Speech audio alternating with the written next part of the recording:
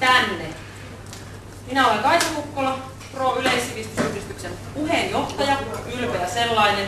Ja pitemmittä puheita aloitan oman osuuteni tästä. Istun alas, pahoittelen teitä, jotka ette näe, mutta täällä on varmaan sellaisia ihmisiä, jotka on tottuneet kuuntelemaan pelkkää puhetta kiinni, että ei tarvitse katsoa kuvia. Eli tervetuloa hyvät radion kuuntelijat. Radio on mediana kaikista demokraattisin ja halvin. Sen pariin kaikilla on pääsy. Radio löytyy varmasti miltei jokaisesta kotitaloudesta. Sitä voi kuunnella television ja internetin kautta sekä vaikkapa puhelimen tai MP3-soittimen välityksellä. Kenties tuo laaja-alaisuus onkin hämärtänyt radion arvoa sinänsä ja aika ajoin vaikuttaa siltä, että sen koko itsenäinen olemassaolo, tai ainakin sen ajatellaan olevan jollain tapaa uhattuna. Huolestutaan siitä, etteivät jotkut ryhmät löydä sen parin. Yle Puheella esitettiin viime vuodenvaihteeseen saakka Yleisradion tuottamia ohjelmia television ja radion puolelta, jotka toimivat asiasisältönsä vuoksi nimenomaan kuunneltuina. Vuodenvaihteessa kanavasta tehtiin radiomaisempi. Uutta valtakunnallista kanavaa ei kannattanut kuulemma pitää pelkkien uusintojen välineenä, ja kanavan omaa tuotantoa haluttiin lisätä. Kanavan profiileja haluttiin myös selkeyttää. Samassa yhteydessä taajuudelle siirrettiin tapahtumaurheilu pois Radio Suomelta. Hyvä, että urheilun ystävät saivat pois häiriötekijät, joiksi merisää, uutiset ja erilaiset viranomais- ja liikennetiedotteet koettiin. Itse en esimerkiksi jääkiekkotiedosta kuunnellessani aivan käsitä, mikä ongelma katkoissa sinänsä on, kun aina vähän väliä siirrytään seuraamaan toista ottelua. Aina kerrotaan, mikä tilanne missäkin jäähallissa on meneillään, kuka on tehnyt maalin sillä aikaa, kun kuunneltiin suoraan toista ottelua. Samoin raportoidaan jalkapallo-otteluista, kun niitä on käynnissä useita samaan aikaan. Kuuntelin myös Jypin ja Pelikanssin loppupelejä viime keväänä ja pöyristyksekseni huomasin mikrofonin lähtevän aika ajoin vaeltamaan katsomoon ja haastattelevan esimerkiksi kiinnostaviin turkouseihin vaatteisiin sonnustautunutta Fania X, vaikka peli jäällä oli käynnissä. Erätauolla olisin vielä kenties moisen toiminnan käsittänyt. Urheilua ja ajanvietettä on joka tapauksessa tarjolla ympäri Suomen. Se on kaikkien ulottuvilla, suoraan koettavina tapahtumina. Se on saatavilla internetin kautta, maksullisilla TV-kanavilla, maksuttomilla TV- ja radiokanavilla. Esimerkkinä minua 2 vuotta nuorempi ihminen, 33-vuotias jääkiekon harrastaja, joka kertoi minulle, miksi hän suuresti nauttii siitä, että nyt Yle Puheella voi kuunnella jääkiekkoa. Se on hänelle erittäin tärkeää silloin, kun hän ei ole jäähallilla katsomassa peliä, ei ole Urho-TV:n ääressä, ei ole netin ääressä, ei ole paikallisradion kuuluvuusalueella, eli hän ei sitä oman joukkueensa ottelua pysty kuuntelemaan kokonaan, niin hänestä on silloin mahtavaa, että Yle Puheelta sen voi kuunnella. Julkisin varoin rahoitetaan monia tutkimuslaitoksia sekä esimerkiksi yliopistoja. Jatkuvasti valmistuu tutkimuksia ja järjestetään seminaareja tai muita sen kaltaisia puhetilanteita, joihin rahoittajina me olemme olleet. Niihin pääsee kuitenkin suoraan osallistumaan vain minimaalisen pieni yleisö. Se ei tarkoita, etteikö niiden tuotokset, saavutukset ja näkemykset olisi tärkeitä sekä yksittäiselle kuuntelijalle että koko Suomea puhuvalle maailmalle. Radiosisällöt sinänsä eivät saa olla nollasummapelin kohteena. Vaikka iloitsemme urheilun ystävien puolesta, se ei sulle pois tarvetta, suorastaan huutavaa tarvetta suomenkieliselle asiapuhekanavalle, jolle tila on jostain löydyttävä. Nyt on siirretty Radio Suomen kuuntelijoita Yle Puheelle. On yritetty pallotella kuuntelijatilastojen kanssa ja saatu Ylen kanava kuuntelijamääriä jollain tapaa tasattua. Kaupalliselta puolelta näyttää vähän siltä, että sieltä ei ole saatu kaapattua näitä uusia kuuntelijoita Ylen piiriin. Radio Suomenkin asemaa voidaan miettiä, mistä se johtuu. Se voi johtua siitä, että se on ainut Yleisradion kanava, joka pysyy kohdallaan, kun ajetaan vaikkapa autolla. Monissa syrjäkylissä se on ainut Ylen kanava, joka kuuluu, jos esimerkiksi talossa liikutaan huoneesta toiseen. Voisi tietenkin ajatella, että kun kaupalliset vaihtoehdot kuuluvat joka tapauksessa paremmin, niin tämä Radio Suomen korkea kuuntelijaosuus kuitenkin viittaisi siihen, että Yleisradiolta toivotaan jonkinlaista vaihtoehtoa. Menee ja tiedä. Ohjelmatiedoista tällä hetkellä on aivan mahdoton saada selville, milloin joku kiinnostava asiaohjelma olisi kuunneltavissa. Loistava käyttöliittymä radio on saatu yhdistettyä internetiin niin, ettei niiden itsenäinen elämä oikein ole mahdollista. Semmoista makasinityyppistä lifestyle-ohjelmistoa sieltä tulee jollain tapaa metritavarana, mutta sieltä niiden kiinnostavuuksien löytyminen on aika hankalaa. Kun ohjelmistoa kevennetään, loivennetaan, laimennetaan ja liudennetaan, saadaan sellaista huttua, joka periaatteessa voisi kelvata jokaiselle, mutta käytännössä ei aidosti puhuttele eikä kosketa ketään. Ja tämä makasiinityyppinen lifestyle-ohjelmisto on meille kyllä tuttua kaupalliselta kanavilta, mistä mallia sisällöt lienevätkin kopioita. Juontajasta muodostetaan persoona, jonka kautta kaikki suodattuu. Vieraat tulevat esittelemään itseänsä, ruumistansa, jotain äänen aikaansaannoksia, sinänsä kunnioitettavia saavutuksia, mutta ohjelma silloin omanapaistuu. Keskustelu tapahtuu persoonasta käsiin ja persoonien välillä. Jos haastattelija haluaa ryhtyä haastateltavan kaveriksi, pitäisi sen tapahtua haastattelun ulkopuolella. Toisaalta jos juontajalla ei ole aikaa kahvitella rauhassa eikä riittävää vapaa-aikaa, tai jos voimavaroja ei riitä normaaliin sosiaaliseen elämään, täytyy jokin kaveraminen ja tutustuminen hoitaa radioalueella. Kanavien profiloituminen ei ole juurikaan selkeytynyt vuodenvaihteen jälkeen, vaan nuorisoa, mitä se sitten onkaan, tosiskellaan nyt kaikkialla. Ylen ykköselläkin voi saada kuullakseen vaihdutusvinkkejä tai ohjeita meikittömään päivään. Tai jos se ei vielä kutkuta, tarjolla on myös väkivaltaerotiikkaa kuunnellun muodossa. Olen itse kuunnellut säännöllisesti miltei kaiken radioteatterin tuotannon vuosikymmeniä. Tästä uudesta kuunnelmasarjasta kuulin onneksi mainoksen ja ymmärsin jättää sen kuuntelematta. Vuodenvaihteessa Ylen Puheessa aloitettiin uusi omatuotanto lapsia varten. Aikaa annettiin 15 minuuttia lauantaisen aamupäivällä. Samanaikaisesti lakkautettiin jo vuosikymmeniä jatkunut Pikku Ykkönen Ylen Ykköseltä. Miten ikinä voidaan kuvitella uusien kuuntelijoiden kasvavan radion pariin, jos sekä vanhemmilta että lapsilta viedään syyt kuunnella radiota? Miksi nuorten, joka saa juuri toivomansa musiikkia, juuri toivomastaan välineestä, juuri toivomansa aikaan, pitäisi kuunnella tuntitolkulla lempeää ja ihan kivaa jutustelua, jota ei katkaise edes armeijaismusiikki? Valtakunnallinen asiapuhekanava on ollut erittäin toivottu osa radiokentässä. Yle Puheella on ollut valtava merkitys ison joukon ihmisiä elämässä. Toimitetun puheen, ihmisen läsnäolo, on parhaimmillaan äärimmäisen voimakasta radion kautta. Uniongelmista kärsivät monet, samoin erilaisista näkö- tai kuulovammoista. Tinnitukseen tai muihin kuulohäiriöihin tasainen puhe ilman suuria dynamiikan vaihteluita tai musiikkia ovat lääke. Lukihäiriöisten syrjäytymistä voidaan tehokkaasti ehkäistä sillä, että he voivat seurata maailman tapahtumia myös korviensa kautta. Mikä on hyväksi erityisryhmille, on hyväksi kaikille. Entäpä yksinäiset, epätoivoiset, äkilliseen kriisiin joutuneet, pelokkaat, vanhukset, elämänsä sisältöä kaipaavat? Meitä kaikkia Yle Puhe on puhutellut jollain hyvin henkilökohtaisella tasolla, ja siksi me olemme valmiit vaatimaan ihan uudestaan tähän toivon mukaan toukkua. Yle Puhe oli brändi, johon luotettiin. Nyt tuntuu, kuin äitien tekemistä lihapuolista löytyisi jauhettua ihmistä. Ja sitten pro-yleissivistyksen synty. Kanavamuutosten myötä spontaanisti annettua palautetta Yle Puheen Facebook-sivulla alettiin sensuroida. Keskusteluja muokattiin, estettiin mahdollisuus avata omia keskustelun aiheita ja lopulta jopa koko vanha ryhmä lakkautettiin. Näin saatiin hukattua se keskustelun historia, mikä siellä vuodenvaihteessa oli. Silloin meille esitettiin argumentiksi, että älkää jauhako sitä samaa asiaa jatkuvasti. Kukaan ei vissiin huomannut, että joka kerta näistä samoista asioista huomautti eri ihmiset omilla kasvoillaan siellä Facebook-sivuilla. Viestinnässä tehtiin monta mammuttimaista mölläystä. Yleisradioyhtiönä menetti monen uskollisen kuuntelijan luottamuksen. Kiukku, epäusko ja suoranainen tuska siitä, etteivät asiat kerta kaikkiaan vaan voi mennä näin, tiivistivät meidän kuuntelijoiden rivejä ja päädyimme järjestämään mielenosoituksen Pasilan Isolopajalla 3. helmikuuta 2012. Meidän Karvalakki-lähetystömme otettiin vastaan ja radiopäällikkö Marja Keskitalo sekä Yle Puheen pomo Riku Saaraluoma esittelivät meille erilaisia kuvioita, tilastoja ja käppyröitä. Kalvosulkeisilta luojan kiitos vältyttiin. He puhuivat itseään ja toisiaan ristiin erittäin tehokkaasti. Mitään hiottua tiedotusstrategiaa ei ollut, eikä yhteistä linjaa siitä, mistä oikeastaan Yleisradion puolella on kyse. Päätökset on tehty, linjat on vedetty, eikä kukaan tunnu edelleenkään tietävän tai haluavan sanoa, missä ja miksi.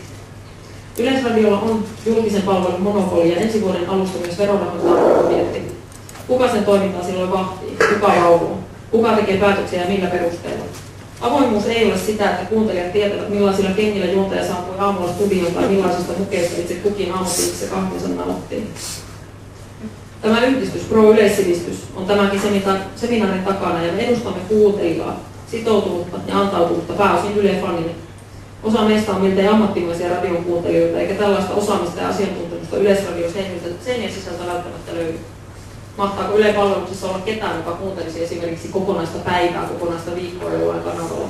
Meistä monet kuuntelivat ennen puhetta, miltä ei päivät läpeensä. Helmikuussa mielenosoituksen yhteydessä meiltä pyydettiin aikaa ja kärsivällisyyttä Yle Puheen suhteen. Meille vakuutettiin, että antamamme palaute kuullaan ja kuunnellaan herkällä korvalla. No, Yle Puheen Facebook-sivua ei edelleenkään saa itse valita keskustelun aiheettansa, siellä ei saa avata uutta keskustelua.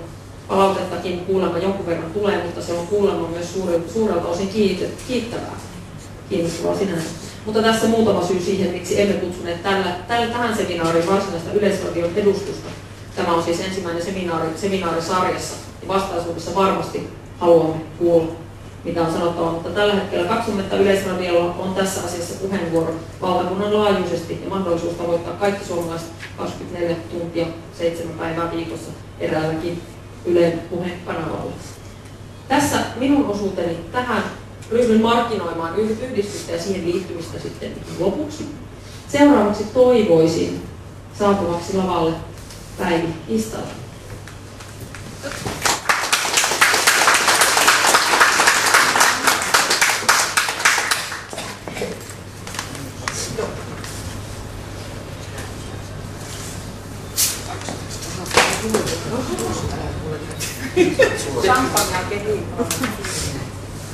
Hyvää päivää kaikkia.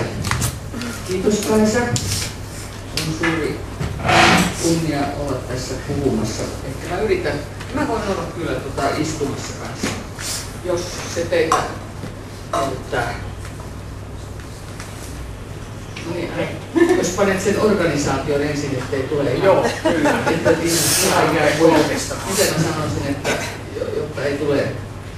Mun täytyy referoida sitä yleisönosastokirjoittajaa eräs toinen meillä on täällä, mutta joka sanoi, että tulee mieleen nykyistä Yle Puhetta kuunnellessa.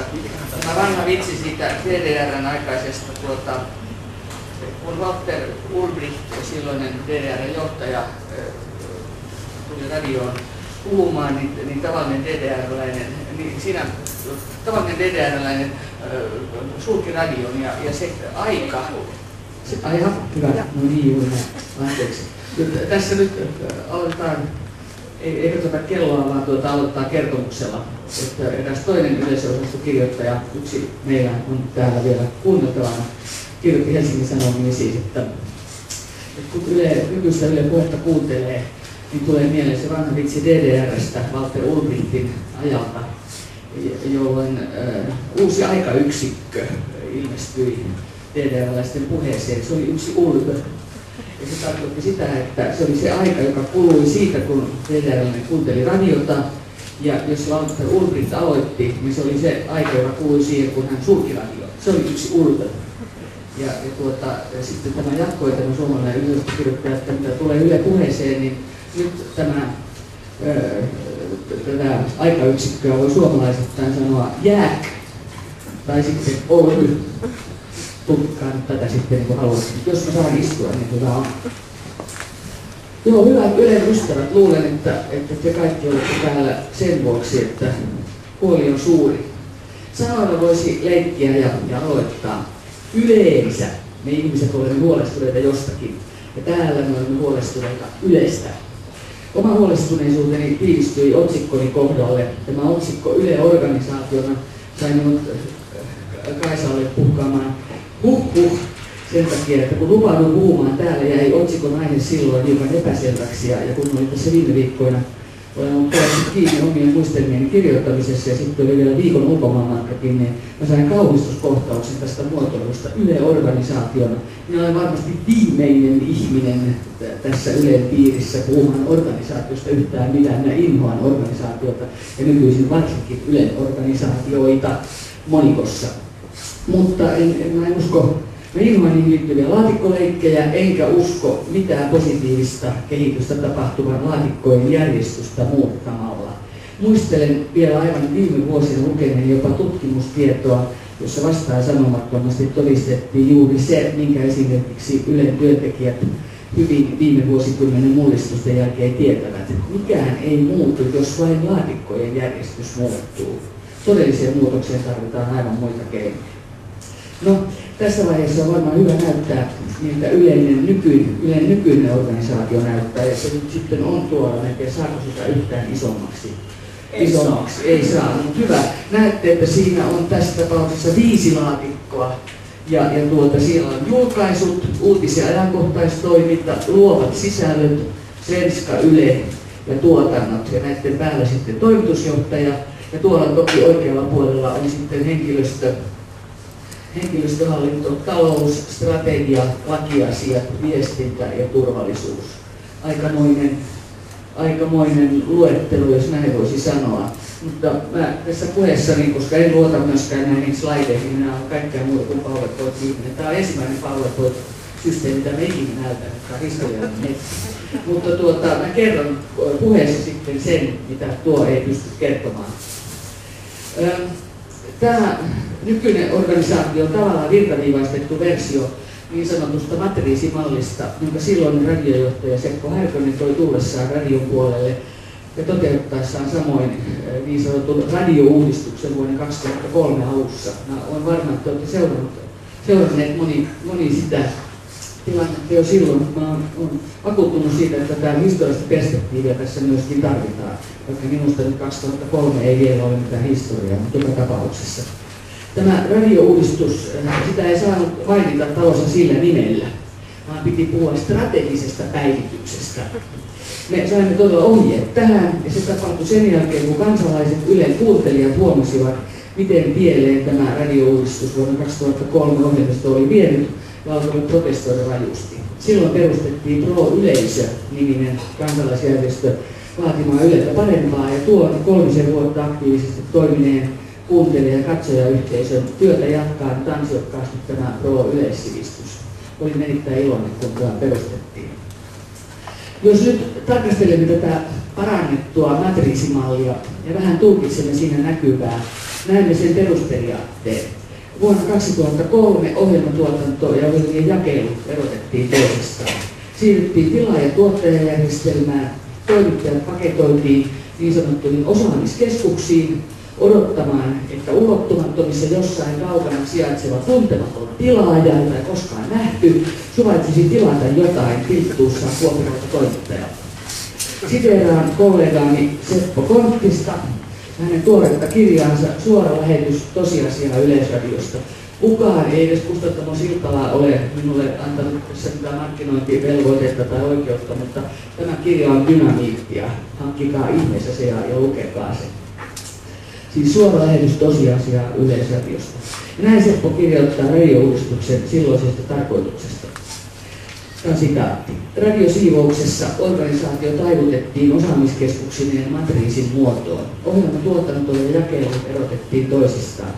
Kaiken tarkoitus oli saada lisää tehoa ohjelmatuotantoon ja enemmän irti työntekijöistä. Vähenevällä väellä oli yksinkertaisesti tuotettava enemmän radiolähetyksiä. Tämä on ihan mahdoton yhtälö, mutta näin vaan toimittiin. Kukaan ei tässä vaiheessa tajunnut kysellä laadun perään. Myöhemmin kuuntelijat huomattivat ohjelmapalautteissaan, ettei laadulla ole alarajaa. Mä olen aina pitänyt kuuntelijoita ja katselijoita todella fiksuina ihmisiä. Suomalaiset on älykästä väkeä tässä suhteessa. Ja Seppo jatkaa. Väen vähentyessä siirryttiin uusiin työtapoihin. Eri kanavien välillä vaihdettiin juttuja, valtakunnan radioon tehtyjä ohjelmia kierrätettiin alueradioihin ja uusinnat lisääntyivät. Samasta ohjelmamateriaalista versioitiin hieman toisistaan poikkeavia ohjelmapätkiä eri kanaville. Silloisille Yle Radio 1, Radio Suomelle, Yle X:lle ja Yle Radio 6, joka silloin vielä oli olemassa, mutta sehän lopetettiin sitten. Ja Seppo Konttisen loppupäätelmä tuosta vuoden 2003 onnettomuudesta. Tässä menossa journalismi muuttui vastalauseesta huolimatta sisällön tuotannoksi, jota annosteltiin kuin kanoille rehua. Monet radiokuuntelijoiden suosikkiohjelmat teurastettiin. Esimerkiksi tänään iltapäivällä ja sen aamukylkiäinen tänään 10. lähetys. Tämän runnon haluaisin kuulla, onnenpäivä, valoa ikkunassa, pihapihlaja, satumaa, yölinja ja naisten tunti. Eikös kuulosta jo nostalgiselta tämä? Nämä ohjelmat kuopattiin kuuntelijoiden sadoista vastalauseista ja eduskuntakyselyistä huolimatta. Härkäpäinen Härkönen antoi lopettamiskäskyn jopa Ylen toiseksi vanhimmalle radio-ohjelmalle Metsäradiolle. Mutta nyt tulivat keskustapuolueen metsien miehet lankoja pitkin ja lähetystyön johtaja työhuoneeseen vaatimaan päätöksen perumista. Oman puolueen painostuksen edessä oli autoritaarisen johtaja taivuttava. Näin siis kollega Seppo Konttinen. Omasta puolestani voisin tuohon liittyen kertoa, että metsien miehet tarkoittaa itse asiassa metsäteollisuutta ja sen isoja toimijoita. Juuri näiden vaikutusvaltaisten järjestöjen kiukkuiset terveiset saivat aikaa Metsäradion jatkumiseen. Puolestaan kun Naisjärjestöjen keskusliitto, joka jäsenjärjestöjen edustaa yli 500 000 naista, vetosi naisten tunnin puolesta, sillä ei ole mitään vaikutusta. On siis vaikutusvaltaisia järjestöjä ja sitten on vähemmän vaikutusvaltaisia järjestöjä. Voi vain miettiä, missä ero piilee. Ja nyt vielä tätä organisaatiomallia, jos katsomme, niin siitä voidaan nähdä, että tämän virtaviivastetun matriisimallin mukaan erilaiset toiminnat on ryhmitelty aihealueiden eli genre-ajattelun mukaan. Radion ja TV:n aihealueet on yhdistetty, vaikka itse välineet vaativat aivan erilaista tekotapaa. Ulostulo, siis jakelu, eli minne ohjelmia tehdään, millä kanavilla ohjelmat saavuttavat kuuntelijaa ja katsojakuntansa ja missä todellinen yhteys yleisöön saavutetaan. Se näkyy vain tuolla matriisin tuotannon kohdassa. Siellä lukee lähetys ja siirto tuolla noin. Se on kuitenkin erittäin tärkeää, ketä saavutetaan ja miten. No, lupasin kertoa, että millainen oli sitten radion organisaatio niin sanotusti ennen vanhaan. Tämä kuulostaa aivan siis lastentarulta takkavalkealla vai kuinka. Silloin ohjelmat olivat vielä ohjelmia, kanavat kanavia ja toimitukset toimituksia. Siinä vaiheessa, kun minut pantiin osaamiskeskukseen, mä ajattelin, että seuraavan kerran, kun mä teen veroilmoituksen, niin mä kirjoitan siihen ammatikseni osaaja. Entinen Yleisradioyhtiö oli muodostunut 3 itsenäistä toimialasta, nyt niitä on siis siellä 5. Ennen vanhaan oli olemassa radio, televisio ja ruotsinkielinen yksikkö.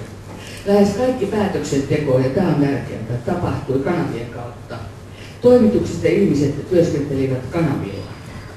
He päättivät itsenäisesti ohjelmista ja rahoista. Olen omassa tulevassa kirjassani, jonka nimi on Ristivetoa, kun on markkinointia, kuvannut asiaa näin. Kirjoitin vuosikymmenen lopulla yhtiön sisäiseen lehteen linkkiin, joka tietysti oli lopetettu ja mistä siis oli tullut nettilinkki. Mä kirjoitin blogin nimeltä todellakin Lastentaru takkavalkealla. Haluaisin kertoa vain tilaa- ja tuottaja-aikaa eläneille nuoremmille yleläisille, miten nämä ohjelma-asiat aikaisemmin ratkaistiin. Lainaan tuota blogia. Ennen osaamiskeskuksia olivat olemassa toimitukset. Niillä oli päälliköillä ehkä suunnittelusihteeri ja toimituksella sihteeri. Ja sitten olivat toimittajat. Tämä yhteisö kokoontui paitsi viikoittain muutaman kerran vuodessa ja toimittajat esittivät ohjelmaideansa päälliköille ja päinvastoin. Asioista keskusteltiin ja viime kädessä päällikkö hyväksyi tai hylkäsi esitetyt ohjelmaideat. Ja sitten ruvettiin hommiin. Toimittajat toimittivat, päällikkö vastasi budjetista ja ohjelmista. Siinä kaikki. Ymmärrän kyllä, että tämä nyt kuulostaa lähinnä lastentarulta takkavalkealla, kun katsoo tuolta. Ja vuoden 2003 alussa otettiin suuri harppaus, jonka jäljet tuntuvat vieläkin radio-ohjelmissa, niiden sijoittelussa eri kanaville ja eri aikoihin päivän mittaan. Ei suuri harppaus onnistunut maan Kiinassakaan, miten sitten täällä meillä. Kiipijäksi kehittyneen Seppo Härkösen myötä tuli Yleisradion puolelle kohtalokkaaksi käynyt kaikki uusiksi meno. Yritettiin siis 3 asiaa yhtä aikaa. Purettiin vanhat toimitukset ja siirryttiin Nokian mallin mukaisiin osaamiskeskuksiin. Se oli ajan henki vuonna 2003. Sitten siirryttiin uuteen organisaatioon ja tila- ja tuottajamalliin, josta ei hyvää seurannut. Ja kolmanneksi otettiin uusi teknologia käyttöön. 1, 2, nips, naps. Se oli mahdoton ohjelma. Vanhassa hyvin toimineessa systeemissä kanavien vetäjät olivat viime kädessä myös ohjelmia tekevien ihmisten johtajia. Ohjelman tekijöille malli oli selkeä, tiedettiin kuka viime kädessä päätti asioista. Yhdessä päätettiin rahojen jaosta ja siitä, mihin aihealueisiin satsattiin ja ketkä ohjelmia tekevät. Vastuualueet olivat selkeät ja jokaisen ymmärrettävissä. Homma toimi. Mutta sitten uusi luuta halusi uusia hommia. Mikael Jungerin mukana yhtiön tulivat vuonna 2005 Microsoftin ja Stanfordin yliopiston opit. Sieltä löytyvät johtamistaidon tähdet. Yleisradio tarjosi mahdollisuuden harjoitella näitä johtamisoppeja käytännössä. Lainaan jälleen Seppo Konttista, houkutus on suuri siihen, koska hänen kirjassaan on kerrottu kaikki olennainen Ylen 2000-luvun kurimuksesta. Hän kirjoittaa entisen mallin mukaisesta Ylestä. Yleisradion toimiva organisaatio ja työkulttuuri näiden importoitujen oppien mukaan estivät, näin sanottiin johdon taholta, estivät tavoitteiden, tiedon, luovuuden ja innovatiivisuuden jalostumisen toiminnaksi. Jungner oli mielestään huomannut ongelman eri puolilla taloa. Nyt oli annettava tilaa ja mahdollisuuksia uusille innostuneille nuorille kyvyille ja epävarmuuden kanssa oli opittava elämään. Tämän markkinajohtajan mielestä vanhassa aikansa eläteessä mallissa toimitusjohtajalla ei ollut tarpeeksi valtaa. Jungner halusi uuteen strategiaan enemmän markkinointia, brändäystä ja sosiaalista mediaa. Näiden ajatusten lanseeraus ei kyllä ihan onnistunut. Mä kerron siitä yhden esimerkin, johon Seppo viittaa. Yhdessä aamun avauksessaan meille henkilökunnalle Jungner lanseerasi meille sellaiset sanat kuin asiakas ja markkinat. Myös tämän erittäin paljon tunnustusta ja palkintoja saaneen TV-sarjan Raidin ohjaaja Tapio Piiroinen puhui tilaisuudessa ja pani tällaiset markkinapuheet oikealle paikalleen. Jungner menetti täysin malttinsa ja haukkui arvostetun ohjaaja kyläteatteritasoiseksi. Sadoille työntekijöille paljastui toimitusjohtajasta uusi piirre. Arvostella sai, kun hän vain arvosteli oikeita asioita. Ja oikealla tavalla lisäisin minä tähän Sepon sanomaan, ja nimimerkillä kokemusta on. Yhtiön johtamista uudistettiin ulkoistamalla johtaminen. Konsultit tuntivat taloon satojen eurojen tuntipalkoilla, siinä ei ollut köyhiä eikä kipeitä. Näiden aivopesun ammattilaisten myötä tulivat työntekijöiden riesaksi erilaiset tyytyväisyyskyselyt, kehityskeskustelut, laatukartat ja monitoroinnit. Työaika meni sepäleiksi, ja jos halusi tehdä varsinaisen työnsä eli ohjelmat kunnolla, ne oli tuotava kotiin tai jäätävä taloon kaikkien palaverien jälkeen ylitöihin, joista ei tietenkään maksettu mitään. Jos nyt ihminen itseänsä kunnioitti, niin muistan, meitä oli ainakin 2 meidän osastolla Riikka Tarkkola ja minä, että siellä puhkittiin illalla vielä kello 20 ja 21, koska haluttiin kunnollista laatua. Organisaatio-uudistuksia minun mielestäni tehdään todellisuudessa sen vuoksi, että kukin uusi iso johtaja saa painetuksi oman pelkolon jälkeensä yhtiön toimintaan. Jossain on uuden toimitusjohtajan vaikutus nähtävä ja organisaation uudistaminen tarjoutuu malliksi helpoiten. Henkilökunta on nähnyt ja kokenut, että siinä menee lapsi pesuveden mukana, mutta johtajan jälki näkyy takuuvarmasti, oli tulos sitten miten tulossa tahansa. Ylen säännöllisesti toistuvissa uudistuksissa on Seppo Konttisenkin mukaan ollut 3 hallitsevaa piirrettä, ja olen hänen kanssaan näistä 3 piirteistä täsmälleen samaa mieltä. Ne ovat 1. Kuuntelijoiden, katsojien ja nettikeskustelijoiden mielipiteitä ei otettu huomioon, vaikka useimmat heistä olivat lupamaksun maksajia. 2. Ohjelmien konkreettisista sisällöistä ei haluttu keskustella ohjelmatekijöiden kanssa. Meidän kokouksistamme tuli tällaisia hallinnollisten määräysten jakotilaisuuksia. Sisällöistä ei puhuttu koskaan. 3. Talon koko henkilökuntaa ei haluttu kuunnella organisaation yllätyksessä. Ja lopputulemana voisin lainata oman tulevan kirjani tekstiä. Toivottavasti viimeisessä taittovedosten tarkastelussa ei ole näitä juttuja poistettu tai lyhennetty. Jos on, niin jos sitä ainoa tykkätään kuulla. Olen otsikoinut yhden lyhyen luvun näin. Hallinnoiminen syö lapsensa. Noin 2000-luvun alkuvuosina alkoi Ylen sisäinen kulttuuri muuttua. Kummallinen hallinnoiva systeemi ajettiin sisään yhtiöön. Konsultteja alkoi tulla sisään ovista ja ikkunoista. Tuottajat ilmestyivät ylimääräiseksi portaaksi radion puolelle määrittelemään sangen pitkälle toimittajien työn sisältöä. Tuottajiahan oli toki ollut televisiossa, jossa tuotannot ovat isoja ja pitkään kestäviä, on vielä paljon aikaa, mutta radio on nopea. Mä en ymmärrä tänäkään päivänä, mitä niillä tuottajilla siellä tehdään. Jatkoa. Laadittiin laatukarttoja, joilla ohjelmat voitaisiin pisteyttää jonkun laskennallisen mallin mukaan vertailukelpoiseksi toistensa kanssa. Tähän meni hirveästi aikaa. Kun vanhat toimitukset hajotettiin, menetettiin samalla yhteisöt, joissa työtovereita tuettiin. Osaamiskeskusten kokouksissa ei käsitelty ohjelmien sisältöä ja annettu niistä palautetta. Kokouksista tuli hallinnollisten määräysten jakotilaisuuksia. Ruvettiin pitämään kehityskeskusteluja juuri kun kehitys lakkasi kehittyvästä. Laadittiin Ylen arvot-listoja. Luulen, että siinä vaiheessa, kun arvoja ruvetaan listoittamaan, on peli jo menetetty. Jos ei työntekijä ole sisäistänyt työpaikan arvoja ja yhteisön ilmaa jo hengittäessään, niin hän tuskin ryhtyy kirjattuja arvoja ulkoilutilla aloittamaan. Arkiset ruohonjuuret katkesivat, kun työtahdin kiristyminen ja työtehtävien lisääntynyt moninaisuus estivät kahvitaukokeskustelut. Juuri epäviralliset kohtaamiset olivat ja ovat sitä juurimehua, jossa työntekijöiden sielu ja mieli uivat leväten. Näissä spontaaneissa tapaamisissa syntyy usein uutta ohjelma-ajattelua ja niissä myös sai välttämätöntä kollegiaalista palautetta. Karmea ja muuallakin jo epäonnistuneeksi todettu ja koettu tilaa- ja tuottajamalli oli kuin mantra, jota toistettiin joka käänteessä. Tilaajajärjestelmä on luonut yhtiön ylimääräisen kerrostuman, joka pitää kiinni etuoikeutetusta ja kalliista paikastaan, voi uhattuna ryhtyä taistelemaan henkilökohtaisten etujensa puolesta. Tilaaja sijaitsi jossain kaukana poissa jokapäiväisen toimitustyön tuiskeesta. Etäisyys loi epäluuloja. Ohjelman tekijät jäävät etäälle päätöksenteosta.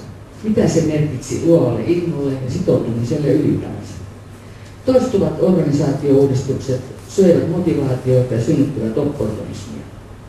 Oli kammottavaa nähdä, miten päälliköt hakivat välittömän alaisuuteensa kritiikittömiä myötäkulkijoita ja miten alaiset vastaavasti alkoivat palkitsemisen toivossa miellyttää ja nuolla päälliköitä.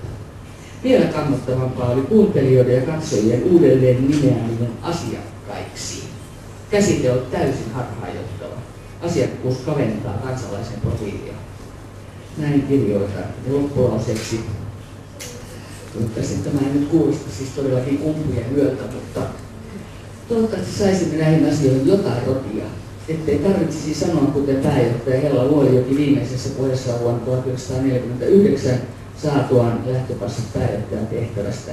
Hän sanoi tällä aika tutuksi tulleella, noista arkistonaavoista tutuksi tulleella aika korkealla sopraanolla. Ettei minun tarvitsisi sanoa hyvää yötä yleistä. Kiitos.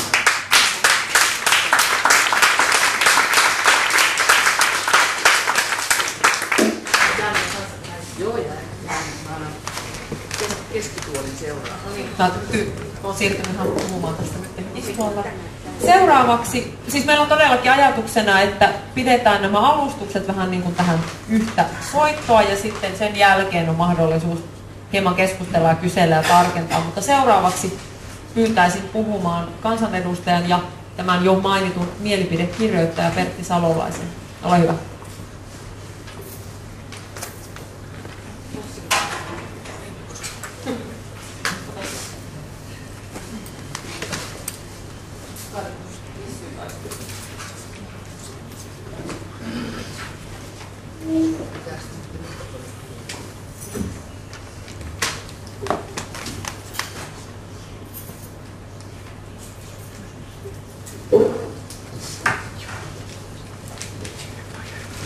Hyvää iltapäivää, hyvät ihmiset ja varmasti Yleisradion ystävät.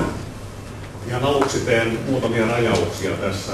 Ensinnäkin sen, että en ole puhumassa täällä poliitikkona enkä kokoomuslaisena, vaan yksityisenä kansalaisena, koska niistä asioista, joista kirjoitimme Osmo Soininvaaran kanssa Helsingin Sanomiin, on varmasti myöskin omassa puolueessani hyvin erilaisia näkemyksiä. Ja varmasti monet ovat aivan innostuneita siitä, että Yleisradion puheessa on niin paljon urheilua tällä hetkellä.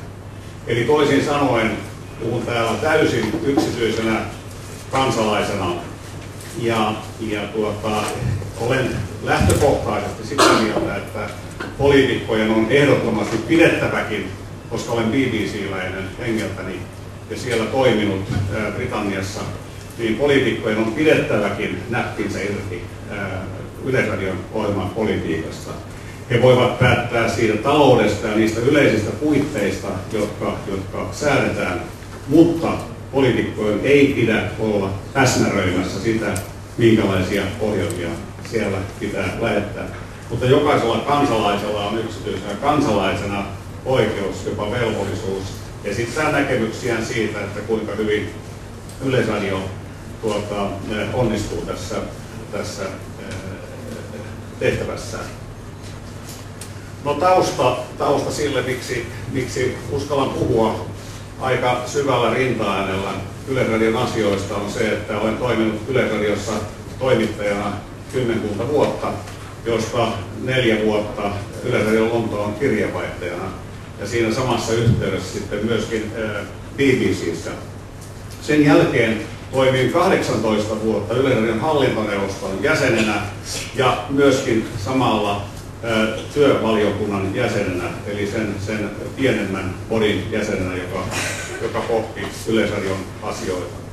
Eli jotain yleisradiotoiminnasta uskallan sanoa tietäväni.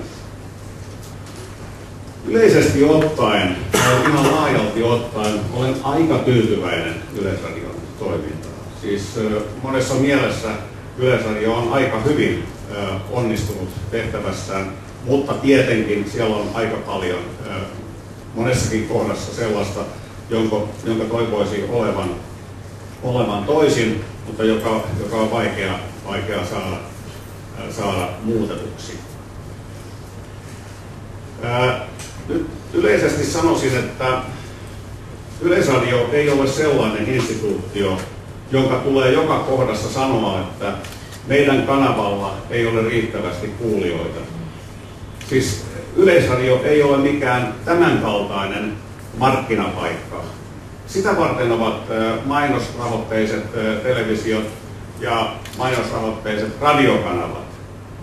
Yleisradion ensisijaisena tehtävänä on olla kansakunnan kronikka ja sellainen, joka jokapäiväisestä euroajattelusta poiketen tulkitsee kansakunnan tuntoja ja myöskin pystyy sitten hyvinkin differoidusti palvelemaan eri sektoreita kuulija- ja katsojakunnassa.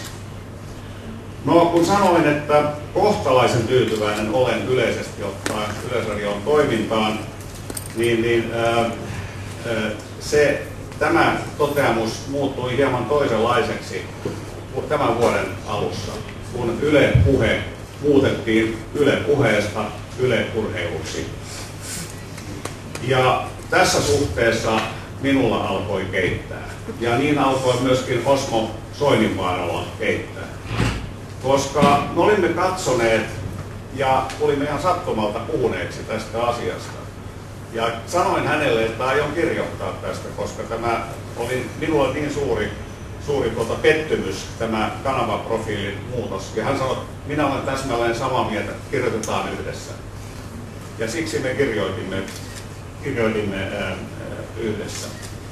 Ja silloin kun olin jo kuullut 3 kertaa saman ohjelman, jossa oli muutaman päivän sisään, jossa oli oltu Kaakkois-Suomen urheilijan haudalla pohtimassa tämän urheilijan kaikennäköisiä saavutuksia, jotka olivat sinänsä kunnioitettavia.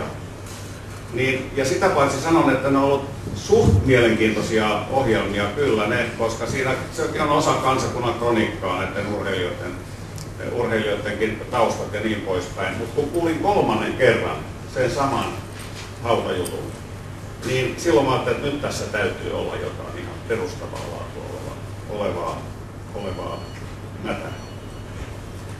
Ja sitten kun kuulen 4. tai 5. kerran, kuinka amerikkalaisen jääkiekkokonferenssin jonkun osan joku täysin ulkomaalainen henkilö on tehnyt 3 maalia, niin sanotaan, että sekään ihan täytä mun intellektuaalia vaatimuksia Yleisradion ohjelman suhteen.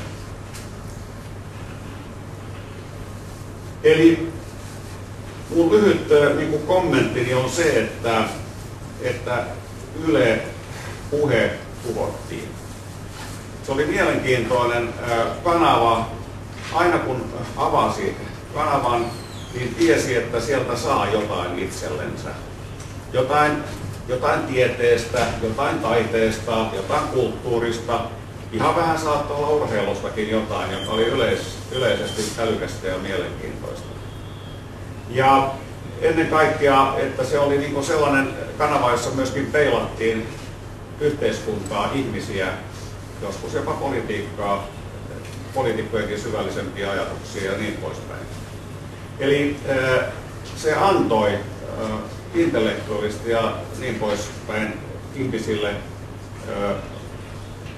avarsi yksinkertaisesti ymmärrystä ja antoi lisää tietoa. Ja nyt mä vertaan sitä TVn puolella Yle-teemaa.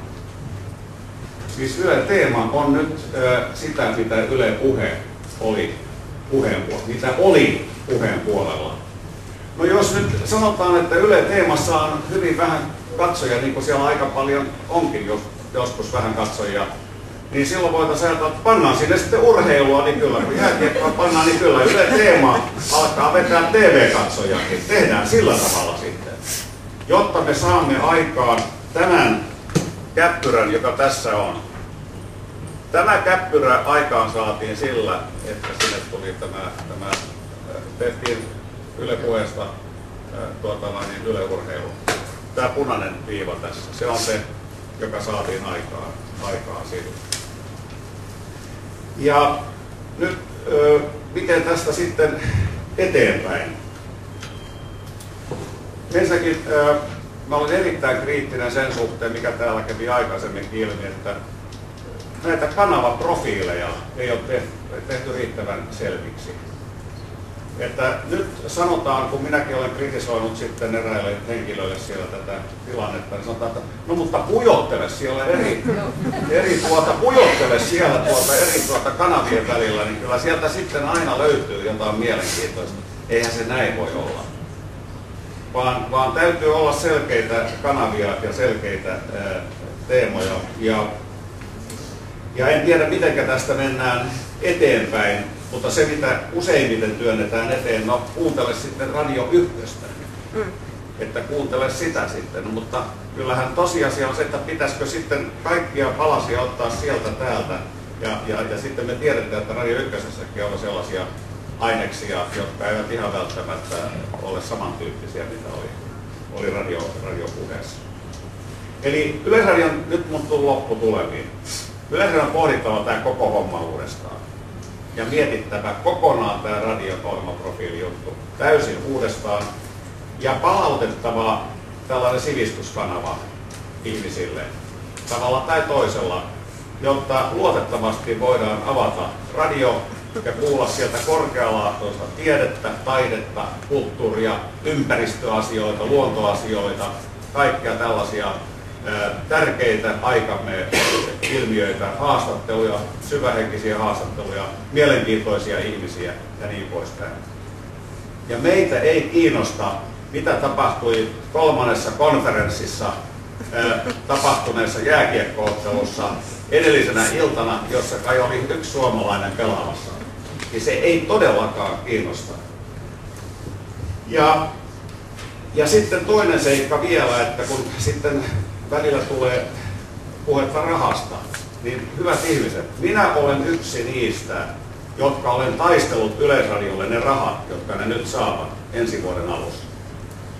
Ja se on juuri siitä syystä, että Yleisradiolla on kansakunnan kronikka ja yleinen tehtävä suomalaisessa yhteiskunnassa tarjota korkealuokkaista ohjelmistoa, joka ei välttämättä ole samanlaista humppaa ja hömppää, mitä tulee eräältä muilta kanavilta. En lähde niitä tässä nyt luettelemaan, mutta en niitä enää katsele. On kaiken näköistä taloa ja BB-taloa ja mitä muuta taloa on nykyisin. Ei kerta kaikkiaan kiinnosta. Ja täytyy olla Yleisradio, joka tarjoaa korkealuokkaista ohjelmaa ihmisille, jotka haluavat itseänsä ylös rakentaa. Eli nyt tästä puuttuu eräs asia tästä yhtälöstä. Tästä puuttuu se, että meillä ei ole kansalaiskeskustelua Yleisradiotoiminnasta. Sanotaan, että antakaa palautetta vaan sinne, mutta Yleisradiohan pitäisi järjestää ohjelmia, jossa ihmiset ovat siellä paikalla keskustelemassa ja antamassa palautetta sille, että tästä me ei pidetä, tästä me pidetään. Että se tulee niin kuin laajalti tietoon tämän tyyppinen analyysi siitä, että missä nyt mennään. Mutta mun kovin kritiikkini todellakin kohdistuu nimenomaan siihen, että Yle Puheesta tehtiin Yle Urheilu. Ja siitä minä en pidä. Ja Yleisradiolla tulee olemaan nyt rahaa riittävästi ensi vuoden alusta. Rahaa ei pidä syyttää. Et panna sitten vaikka joku uusi kanava, jossa on vain urheilua tai jotain vastaavaa, jos se on välttämätöntä. Ja olen sanonut, että jos te vielä puhutte rahasta, niin myykää sitten sitä sementtiä, jota teillä on joka puolella. Teillä on niin hirvittävät rakennukset, että niitä ei ole varmaan millään eurooppalaisella yleisradioyhtiöllä. Ja kun olin aikanaan Yleisradion hallintoneuvostossa, sanoin, että pankaa enemmän rahaa ohjelmiin ja ihmisiin ja vähemmän tuohon sementtiä, jota te rakennatte joka puolella tätä maata. Teillä on valtavat kiinteistöt. Näillä mennään. Kiitos.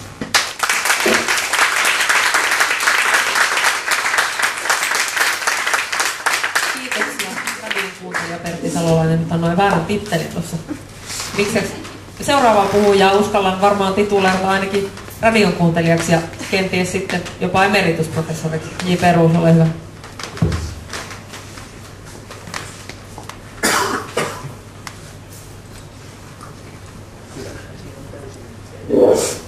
No niin, hyvät ystävät. Tässä tulee tietysti nyt pikkasen ehkä toistoakin jo, mutta toisaalta on hyvä, että ehkä vähän erilaisia näkökulmia sitten tällaisia vivahteita tähän niin kuin asiaan tulee. Siis nythän siis se, mitä nyt on siis tapahtunut, sen Kaisahan kuvasi erittäin hyvin tässä alussa. Siis me olemme saaneet tällaisen itse asiassa siis, kalliimman version tästä puheradiosta kuin mitä se aikaisemmin oli. Se aikaisemmin oli koostetta näiden niin kuin muiden kanavien ohjelmista ja niiden voi sanoa niin kuin puhetta ja hyvää puhetta. Ja sen takia syntyi tämä efekti, että se oli pääsääntöisesti erittäin toimiva ja hyvä ohjelmakokonaisuus. Ja se mitä on siis tapahtunut on, että siihen on pistetty enemmän rahaa ja saatu sillä merkittävästi huonommaksi. Tässä mielessä tämä tilanne on todella mielenkiintoinen, että meidän niin kuin, ne ehdotukset, mitä me voimme tehdä, on sellaisia, joilla Yle itse asiassa säästää merkittävästi rahaa. Mutta tietysti se voi käyttää moniin näköisiin tarkoituksiin. No, se mikä ei nyt ehkä vielä tullut sanotuksi, oli juuri tämä, että siis tämä kanavien kuunteluprofiilia haluttiin niin selkeästi muuttaa ja tämä puheradion kuuntelijoiden ikärakenne piti saada toisenlaiseksi. Se oli aivan liian vääristynyt ja keskittynyt sellaisiin yli 50-60, että mulla ei valitettavasti ollut käytössä näitä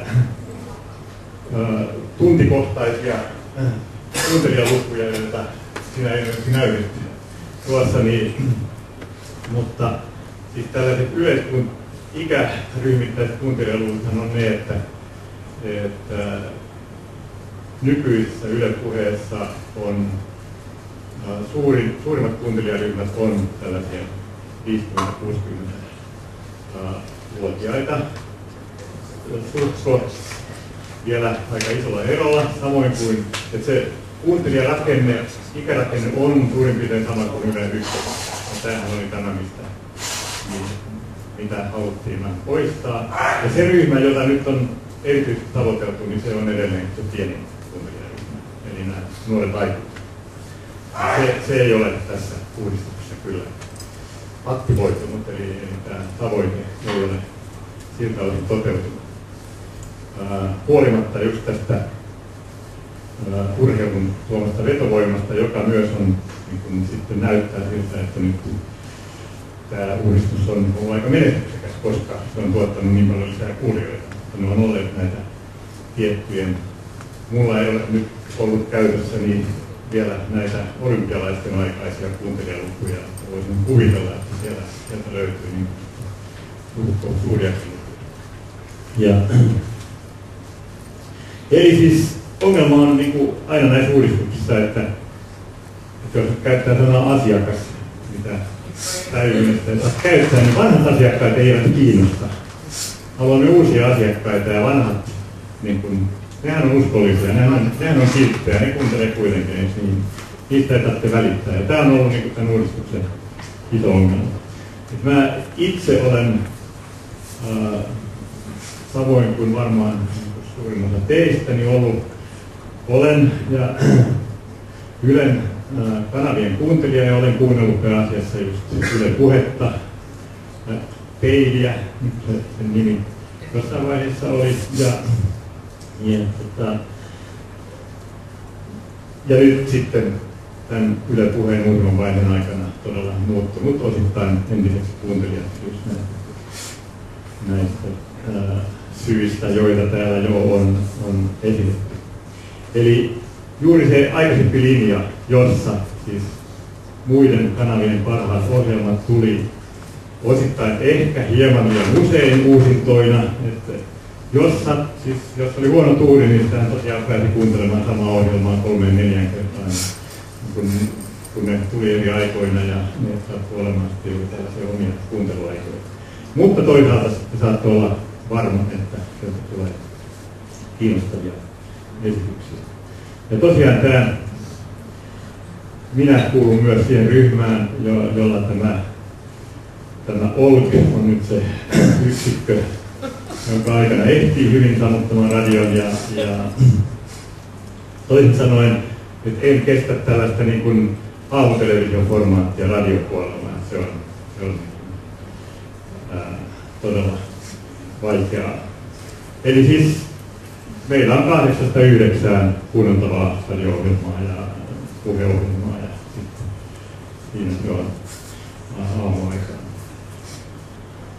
Tässä on tämä ongelma, että mehän ollaan tietysti varsin nirsoja kuuntelijoita. Mikä tahansa puhe ei kelpaa ja niin, että ollaan hyvin valikoivia. Mutta toisaalta, niin kuin tässä oli jo puhe tästä, että me emme suinkaan halua hyppelehtiä kanavalta toiselle koko ajan.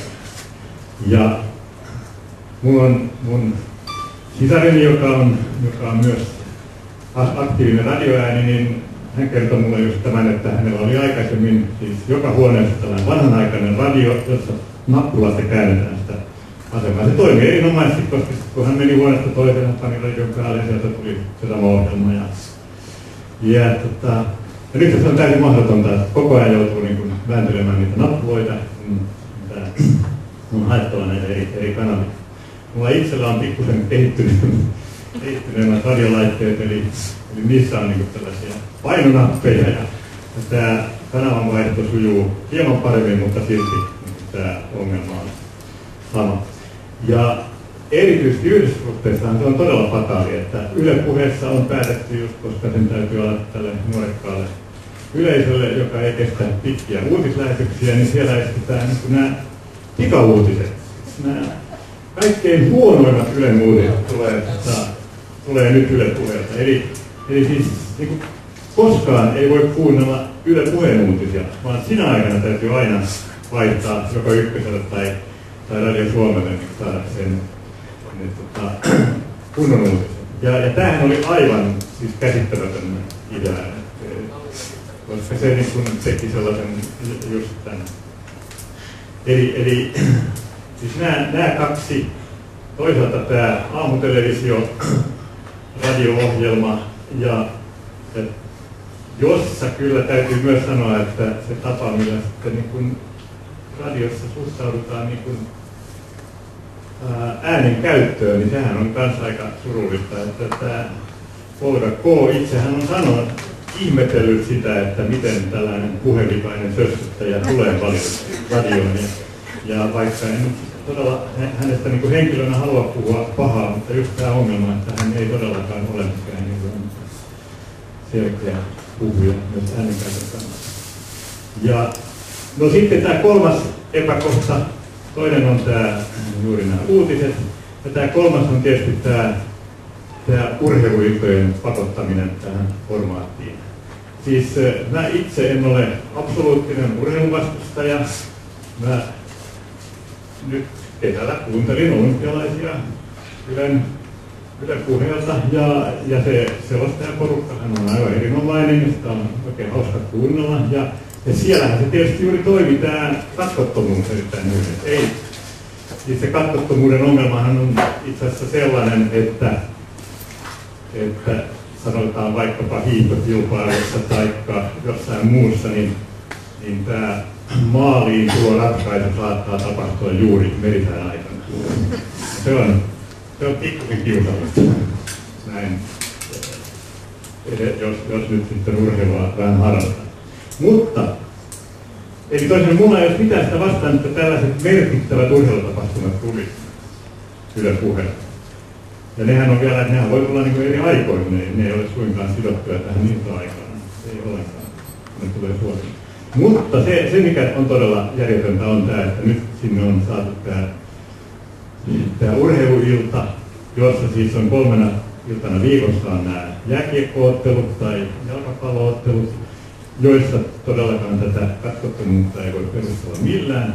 Ja sitten siellä on vielä nämä tällaiset täysin tyhjät urheiluohjelmat, siis keskustelut urheilusta, joiden kuuntelijamääriä, niistä mä haluaisin todella tietää, että kuinka moni ihminen jaksaa niitä kuunnella.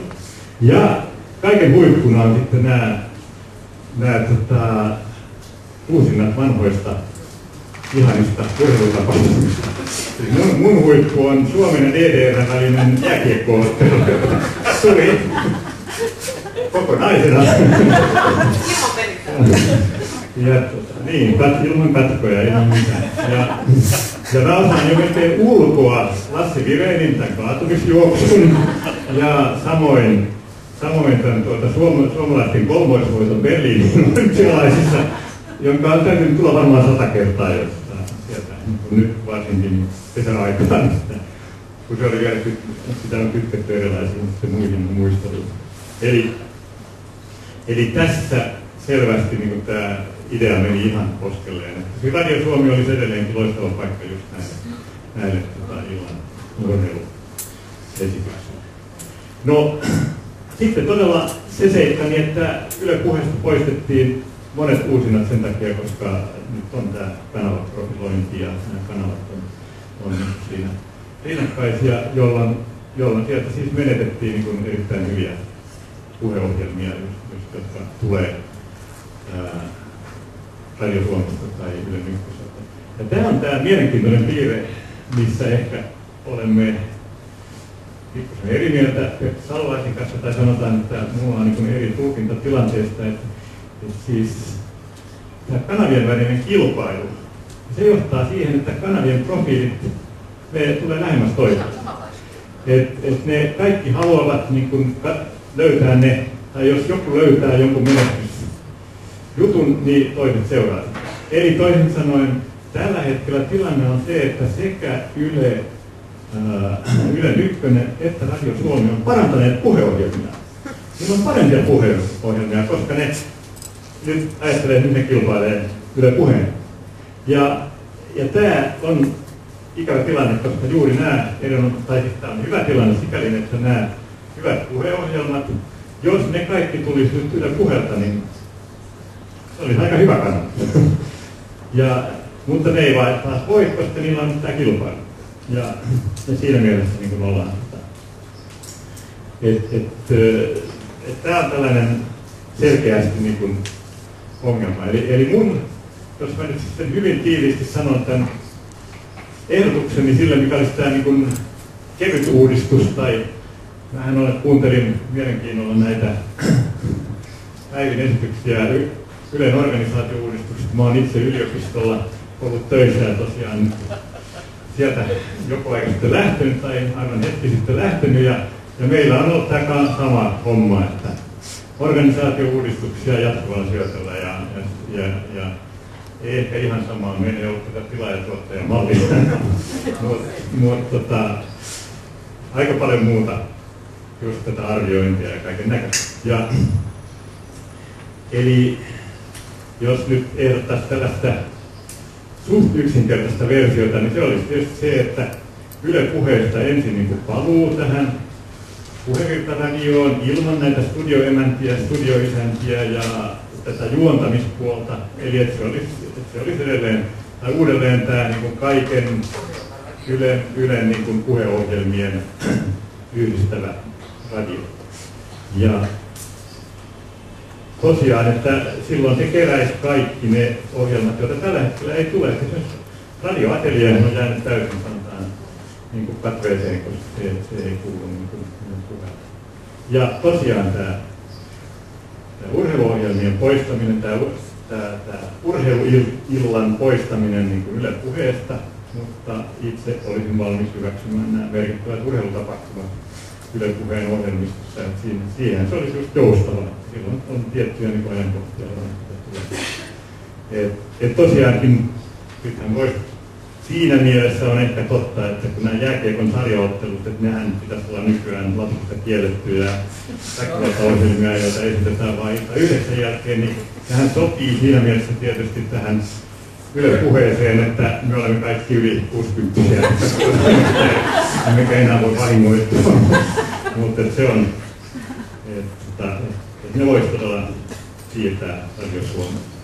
Ja nämä historialliset urheiluselostukset voisi ehkä siirtää takaisin arkistoon ja silloin tällöin niin esitettäviksi sellaisien ohjelmien yhteydessä.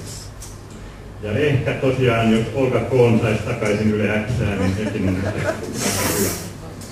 Mutta todellakin tämä merkitsisi myös sitä, että tämä aika kallis Yle Puhe muuttuisi paljon halvemmaksi. Mutta se ehkä olisi se, millä tämän saisi jopa toteutettua. Kiitoksia. Kiitoksia. Tosiaan tuli muutamia loistavia ideoita ja juuri ajatus tästä, että jonkun pitäisi miettiä tämä uudestaan ja palaamme tähän organisaatioon, että mulla ei ole tänä päivänäkään selvinnyt kaikkien näiden tässä vuoden alun jälkeen tekemien tutkimusten jälkeen, niin kenen pitäisi tajuta, kuka sen tekisi, kuka on se ihminen, ketkä on ne ihmiset, keille pitäisi tämä viesti viedä, missä muodossa. Onko kenties Pertti Salolaisella jotain tämmöistä kulissien takaista ymmärrystä tästä? Ensinnäkin se, että ainakaan poliitikkojen ei pitäisi tehdä, eikä eduskunnan, eikä hallituksen. Vaan kyllä se on se, että tätä kansalaispalautetta pitäisi tulla nyt enemmän ja harrastakaa hyvät ihmiset yleisöllistä kirjoittelua ja raportoikaa sinne Yleisradioon. Kyllä sillä jotain merkitystä on. Se on minusta se ainoa väylä, mutta tämä ei ole poliitikkojen juttuja nämä, vaan Yleisradion täytyy olla kyllä poliitikoista riippumatta. Ohjelmatoiminnan täytyy olla poliitikoista riippumatonta toimintaa, rohkeaa ja itsenäistä ja vapaata, ehdottomasti. Sitten eräs asia, saattoi jäädä sellainen vaikutelma, että olisin jotenkin urheiluvihollinen. En missään tapauksessa ole itse aktiiviurheilija ollut suomestaruustasoinen uimari, pronssi- ja suomestaruuskilpailusta ja niin poispäin. Eli pidän urheilusta, itse varsinkin pidän siitä, kun harrastan sitä itse, mutta myöskin kuuntelen mielelläni ja katselen. Mutta semmoisia lyhyitä palasia, televisio-urheiluruutu on ihan riittävä minulle. Ja mun ei tarvitse tietää kaikkia Amerikan jääkiekkokonferenssin tuloksia ja kuka sai sielläkin maalin minäkin vuonna. Ja kun kirjoitimme silloin Osmo Soininvaaran kanssa Helsingin Sanomiin, niin ensimmäinen virke kuului muistaakseni näin. Olemme varmoja, että meitä tullaan syyttämään urheilun vihollisiksi tämän kirjoituksen johdosta. Ja kun tämä Marja Keskitalo vastasi sitten Helsingin Sanomissa, niin siinä muistaakseni viimeinen virke oli, että jos nämä herrat eivät pidä urheilusta. Ja minä kirjoitin sinne vastineeni, mutta Helsingin Sanomat ei julkaissut sitä. Että ei tämä niin helppoa ole käydä tätä debattia näistä asioista. Kieltäytyy julkaisemasta sitä, vaikka siellä oli muitakin täydentäviäkin aineksia. Mutta siis pidän urheilusta, mutta rajansa kaikella. Tässä on kiinnostavaa just tämä kansalaispalaute, että nyt on toisaalta Facebook pistetty meiltä nurin. Mä oon saanut henkilökohtaisesti Yleisradiosta siis ihan korkealta taholta viestin, että kun sinä ja kaltaisesi lakkaatte trollaamasta näitä, näitä keskusteluja, niin voidaan avata foorumi jälleen. Kun kyseessä oli siinä vaiheessa, siis mä oon ollut yksi mielenosoituksen järjestäjistä ja mä oon toisen järjestäjän tavannut ensimmäisen kerran mielenosoituksessa. Siellä on Päivi Istala ainut, kenen mulla on ollut minkäänlainen yhteys aikaisemmin. Ja meillä oli nimenomaan tarkoitus, me mietittiin, että miten me saadaan tämä asia pysymään esillä, ettei käy niin, että 8 kuukauden päästä joku voi sanoa, että no silloin aluksi oli jotain vähän kitinää, mutta nythän on kaikki jo tottunut. Että miten me voidaan olla sellainen kivi kengässä, joka hiertää jatkuvasti. Niin meillä oli erittäin perusteltu, asiallinen, hyvä kirjoitus, jota lähetettiin muun muassa Helsingin Sanomiin, josta ilmoitettiin, että tämä asia on loppuun käsitelty meille. No ei se ole erikoista. Meistä aika moni on lukenut Helsingin Sanomia vuosikymmeniä. Se on kyllä, jos Yleisradio on valtiovaltiossa, niin Helsingin Sanomat on kyllä toinen samanlainen. Liikutti tämä kysymys tästä, että miten Yle saadaan palauttamaan tämä sivistyskanava. Ja kyllä minua valitettavasti mä en halua kenenkään toiveita ikään kuin laskea raekuuroa niiden päälle. Minun se kokemus on, että ne ovat nyt siellä siivipuolustuksessa tämän Yle Puheen suhteen. Ja ne on kerta kaikkiaan härkäpäisesti päättäneet, että mitään muutosta ei tule eikä ole. Ja sitten tuo, mitä Kaisa sanoit, että kehen pitäisi ottaa yhteyttä tai kuka siellä sitten pitäisi olla se, joka päättää. Mä olen samaa mieltä kuin Pertti Salolainen, että poliitikkoja ei pidä päästä tätä päättämään missään tapauksessa. Mutta tuohon organisaatiopuheeseen olisi vielä voinut lisätä sen, että kun ei siellä työntekijät enää tiedä, kuka on heidän esimiehensä. Että tämä matriisimalli on mennyt sillä tavalla, kun sitä vielä virtaviivaistettiin siitä vuoden 2003 mallista, jota koetin tuossa kuvata. Niin nykyinen mäkin pääsin alta pois nyt 2011, mä en olisi kestänyt enää hetkeäkään kyllä sitten. Sen takia, että siellä on nyt tällä hetkellä niin kuin eri esimiehet, ei ole toimituksia enää, on korkeintaan tämmöisiä tiimejä näin, ja sillä tiimillä voi olla sitten tuottaja vetäjänä. Ja se on niin kuin tämä ohjelmallisesti vastaava henkilö. Mutta sitten henkilöstöhallinnollisesti tai siitä, mitä tulee niin työsuhteeseen tai vaikka terveydenhuoltoon tai johonkin muu, se on ihan toinen henkilö. Ja mä oon nyt kuullut kollegoilta, että heistä monikaan ei tiedä, kuka on meidän esimiehensä. Niin alkaa olla niin melko tavalla hassu tämä juttu. Minä taas on sitten, mitä urheiluun tulee, niin mä en todellakaan ole mikään urheilun ystävä, mutta ymmärrän toki, että kansalliset ja suuret ja olympiakisat ja muut sellaiset on olemassa. On radioita ja televisioita, se on ihan selvää, olivat ne sitten siinä tapauksessa millä kanavalla tahansa. Mutta mä en ole taas koskaan ymmärtänyt, että minkä takia meidän täytyy kuunnella jotain Amerikan liigaa, jossa niinku Texasin terhakkaat tai Illinois ilkikuriset, kumpi niistä on voittanut. Se on kyllä yksi hailee minun mielestä meille. Että tämä oli. Että toisin sanoen tämä ohjelmaradioidea, jota Yle Puhe silloin aikaisemmin parhaimmillaan edusti, niin, se on nyt ikään kuin unohdettu tässä hommassa. Ja sitten toisekseen, mun pitäisi tietysti muistaa, mutta kun ei taas tämä vanha pää ihan sano sitä asiaa ulkoa. Eli silloin kun Radio Peilin nimellä tämä alkoi, niin sehän ei ole ensin valtakunnallinen. Ja nyt on hirveän helppo sanoa, että on tullut lisää kuuntelijoita, kun tämä on valtakunnallinen kanava. Silloin kun tämä kanava löysitte, se ei ollut vielä valtakunnallinen, se kuuluu vain isoissa asutuskeskuksissa. Ja sitten musta olisi kauhean kiva nyt kuulla kyllä yleisöltä jotain kysymyksiä tai kommentteja ja näin. Tuossa vuodenvaihteessahan se tuli valtakunnalliseksi ja nyt on ainakin löydetty hyvä koiran portti siitä, että miksi tilastot eivät ole vertailukelpoisia, koska on tilastointimenetelmää muutettu ja tässä on pieniä tämmöisiä muuttujia ollut.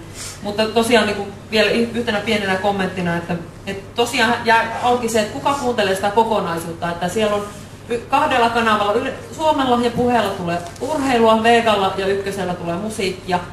Eikö sitä nyt hyvän tähden ole sitä asiaohjelmaa edes niin kuin tähän ensi hätään sille, että tulisi edes joltain kanavalta niin kuin puhetta koko ajan, että se edes surffauskelpoiset ihmiset pääsisivät siitä jyvälle. Mutta todellakin nyt toivoisimme, jos yleisössä on ihmisiä, jotka haluavat kommentoida, tuoda omaa puheenvuoroansa esiin, niin nyt on sana vapaa. Ihan reippaasti ja rohkeasti tulkaa ihmeessä. Saa nousta seisomaan tai vilkutella sieltä, niin mikrofoni kulkee kyllä. Eikä pelätkö. Mä näin. Kato, joo, sieltä.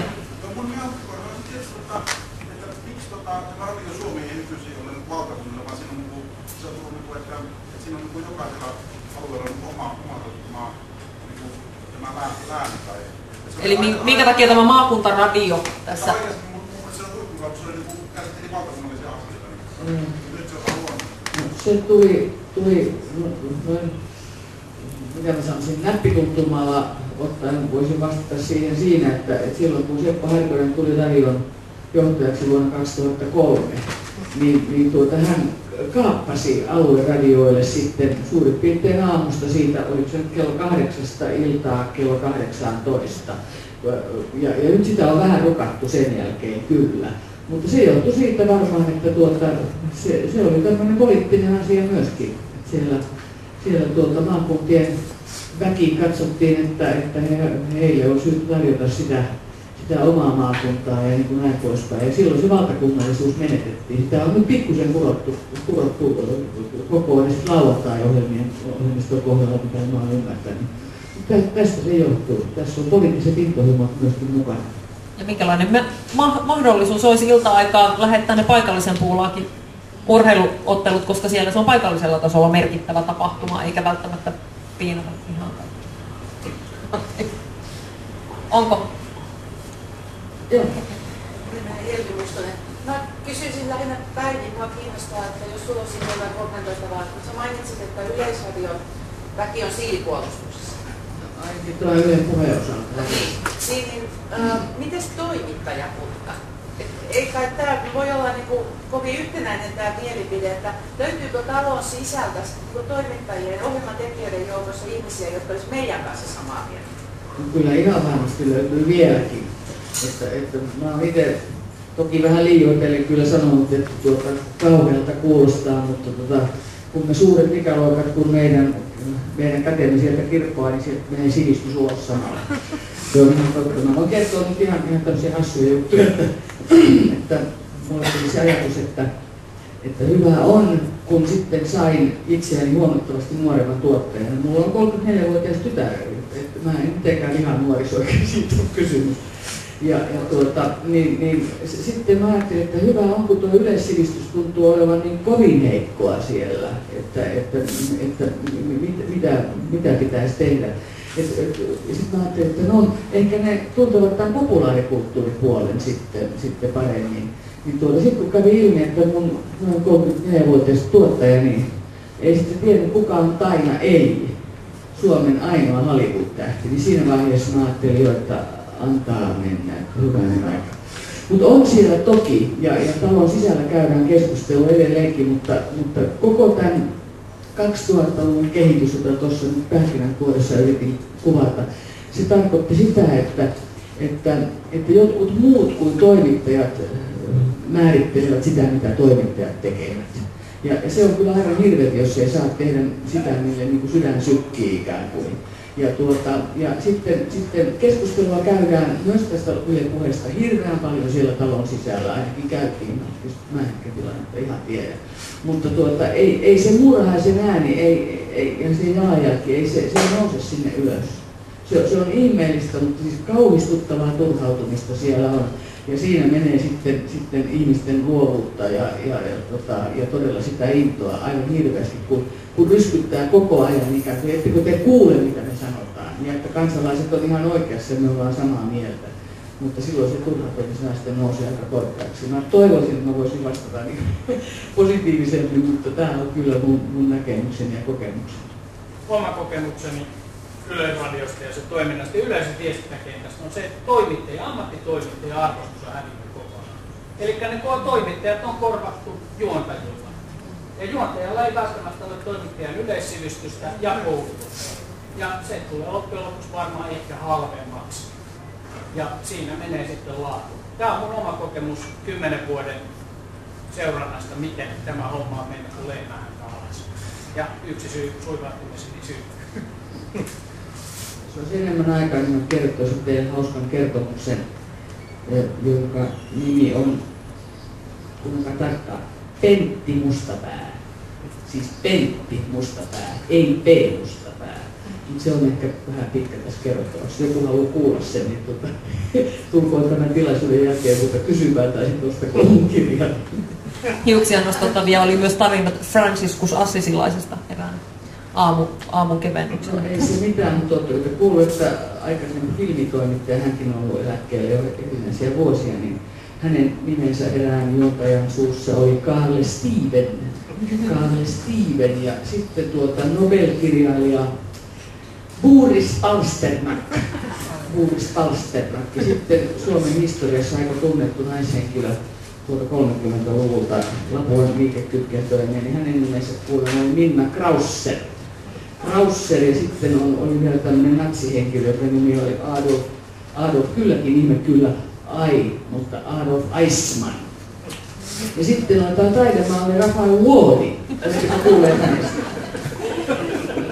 Näitä mä oon kerännyt nyt viime 6-7 vuotta. Näitä riittää. Täällä oli kommenttia sitten sinne. Joo, no mulle tuli vaan mieleen semmoinen ajatus, että voisiko tämä meidän yhdistys toimia semmoisena kanavana.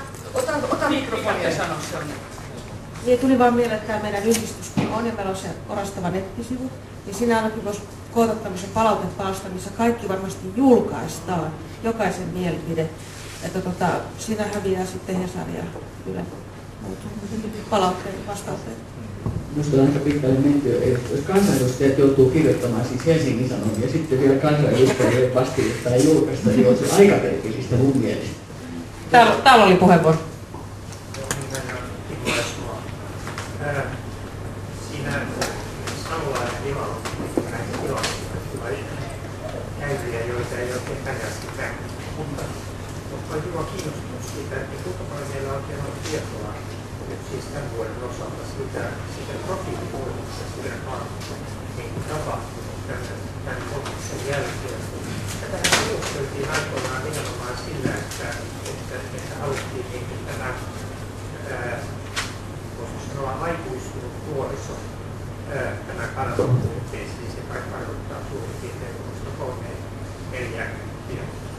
Mä oon 3 sellaiset isää ja ne on kyllä puolesta haukkuneet mitä uudistusta ja lopettaneet sen kuuntelun. Sen takia, että ne aikaisemmin kokivat, että tässä oli tietty sivistävä sisältö, jota kuunneltiin kaikki tai osa heistä ainakin harrastaa kyllä urheilua ja ihan oikeasti, mutta ei siinä muodossa, mitä nämä illat tarkoittaa. Ja niin kuin Bruce tuossa mainitsi, niin minusta aivan siis todellinen ylilyönti on nämä vanhojen urheiluohjelmien toistu. On erittäin vaikea kuvitella näitä omia erityisesti kuuntelemassa 70-luvun juoksuja tai hiihtoja. Se on absurdi.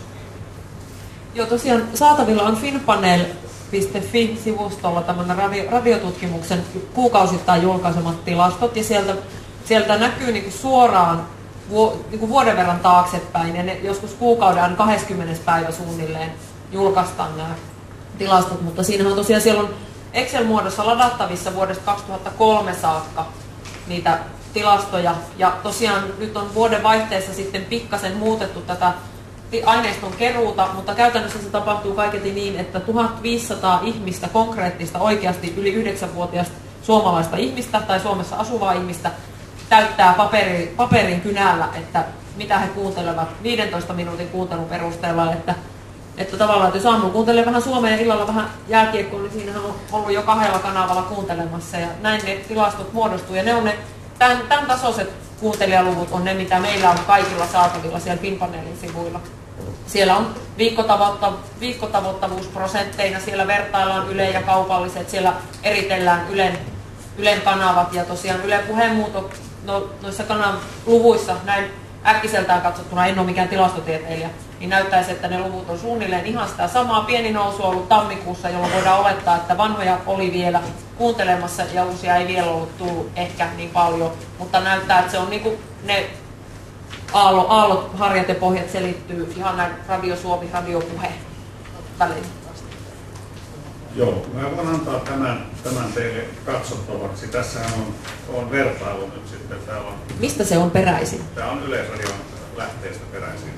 Eli tässä on Yle Puheen varttikohtaisessa kuuntelukäyrässä näkyy urheilun kiinnostavuusilloissa. Näin se on otsikoitu. Ja tämä on Yle Puheen yleisö keskimäärin arkipäivinä. Ja tässä on sitten tammi-toukokuu 11, kesä-elokuu 11, syys-joulukuu 11 ja tammi-toukokuu 12. Eli siis siinä on tämä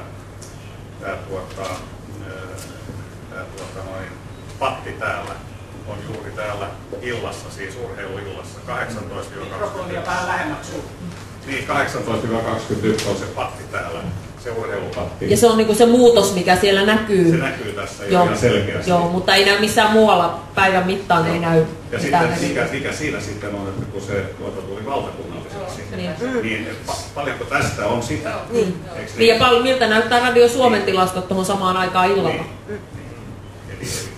Mutta tämän voi käyttää. Ja jos joukossamme on jotain tilastotieteilijöitä, jotka haluaisivat perehtyä kysymykseen vaikka enemmänkin, niin yhdistys ottaa riemulla vastaan tämmöistä osaamista ja ymmärrystä. Joo, kertokaa ihmiset. Siellä on nyt puheenvuoro annetaan. Täältä me saamme.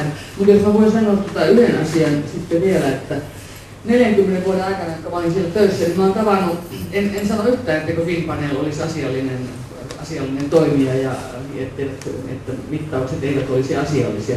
Mä oon tavannut yhden henkilön 40 vuoden aikana, joka on ollut siis kohteena. Hän on kuullut näihin 1500 henkilöön, se kanssa yhden. Ja toinen asia sitten vielä, että kaikki tällaiset mitattavat tulokset tämmöisessä asiassa, joka on enemmän, sanoisinko nyt sitten, käytänkö nyt sanaa henkinen tai miksi joku ihminen kuuntelee juuri jotakin kanavaa ja näin, niin eihän näillä mittauksilla mitata kuuntelemisen intensiteettiä ollenkaan, sitä, että kuunnellaanko todella ja kuullaanko mitä siellä on, vaan ainoastaan se, että onko radio silloin ollut auki. Siellä tuolla takana. Mikä oli te Päivi Istala, niin te olitte 80-luvulla, 1980-luvulla todella hyvä toimittaja. Moni kaipaa takaisin Hannu Taanila ja Heikki Peltosta, niin se oli tosi sanavalmiita ja tuli hyviä juttuja tekevät yleisradioita. Nykyisin tämä yleensä toimitus on hyvin tylsiä toimittajia. Peltonen viime viikolla kertoi laihdutusvinkkejä. Peltonen vielä hyvänä aikaa. Tämähän on kuin mannaa korville eläkeläiselle. Täällä mä oon oikein onnellinen kun kollegani, jos tässä nyt kerrankin saa sitten itseänsä kehua, kun yleisökin kehuu, niin mä olin erittäin otettu, kun nimenomaan tuohon liittyen, kun Seppo Konttinen, joka on minua 5 vuotta nuorempi, mutta lähti vuotta ennen minua pois, niin hän kirjoittaa täällä kirjassaan, että kantaa-ottavuus ja asiantuntijuus on pantu puheradiossa esiintymiskieltoon kuuntelijoiden vastaväitteistä huolimatta. Nuorimmat radiokuuntelijat eivät enää osaa edes kaivata sellaisia rohkeita suoraan sanoja kuin Päivi Istala ja Hannu Taanila. Mä kiitin näin. Kiitos. Sama tässä vuodenvaihteessahan oli monet kyseli niin sekä Tuomas Enbusken että Kirsi Virtasen että Markku Heikkisen perään. Ja puheen puolella on selitetty, että koska he lopettivat Yle Radio Ykkösessä, niin heitä ei kuulla myöskään puheella. Joskin samaan aikaan se ohjelmaslotti, missä heidän ohjelmat oli, eli arkipäivisi 9–10, poistettiin ja siirrettiin musiikille. Meille siellä mielenosoituksessa selitettiin, että kun on 2 tuntia puhetta peräkkäin, niin se kuuntelijatilasto laskee, mutta samaan aikaan toisaallahan kuuntelijatilastothan ei meidän ohjelmapolitiikkaamme ohjaa. Ja mitä tapahtuikaan sitten samaan aikaan toisaalla, että siinä meni puheohjelmalta noin 5 tuntia viikossa vähintään.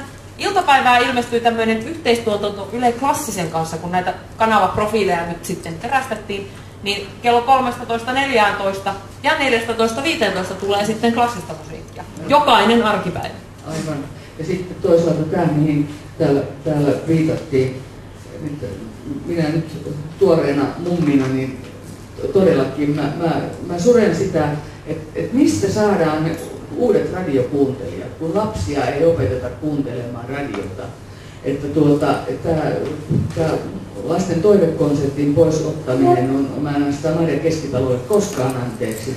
Ja mainittu Heikki Peltonen, jota siellä kysyttiin, niin 90-luvun alussa Heikki Peltonen halusi lastenohjelmat pois, kun ne eivät oikein minkään profiiliin sopineet. Mutta silloin kansalaiset nosti niin hirveän metelin, että se oli mahdotonta silloin. Nyt mä aina odotan sitä, että voi lähtekää kansalaiset liikkeelle, että jotain vaikutusta ainakin silloin oli. Mutta nyt alkaa olla niin, että apua, että vaikka ihmiset mitä tekis, niin se ei mene perille. Mä ihmettelen, mistä ne aikoo saada ne lapset, jotka oppivat semmoisen radioon, joku kääntää lättyä ja joku hölisee siihen väliin. Meillä on kuunnelmia lapsille, meillä on taidetta lapsille, kaikkea tätä näin. Nyt kun meillä on Yleisradion lähetyksessä, niin mainostan sitten www.lastenomaaradio.jotain. Sieltä tulee, siellä ei ole toimittaja, mutta se on nettiradio, jossa nimenomaan pyörii nämä kuunnelmat. siellä on tämmöinen, että siellä tulee pääasiassa musiikkia. Mun 4,5-vuotias tyttäreni rupesi itkemään, kun mä sanoin, että ykkösaamua ei enää tule. Ja me ollaan yritetty kuunnella tätä nettiradiota, mikä on hirveän raskas, koska siellä ei ole sitä ihmisen läsnäoloa. Et sieltä tulee levy, mutta sieltä tulee uusintana myös näitä hyviä kuunnelmia.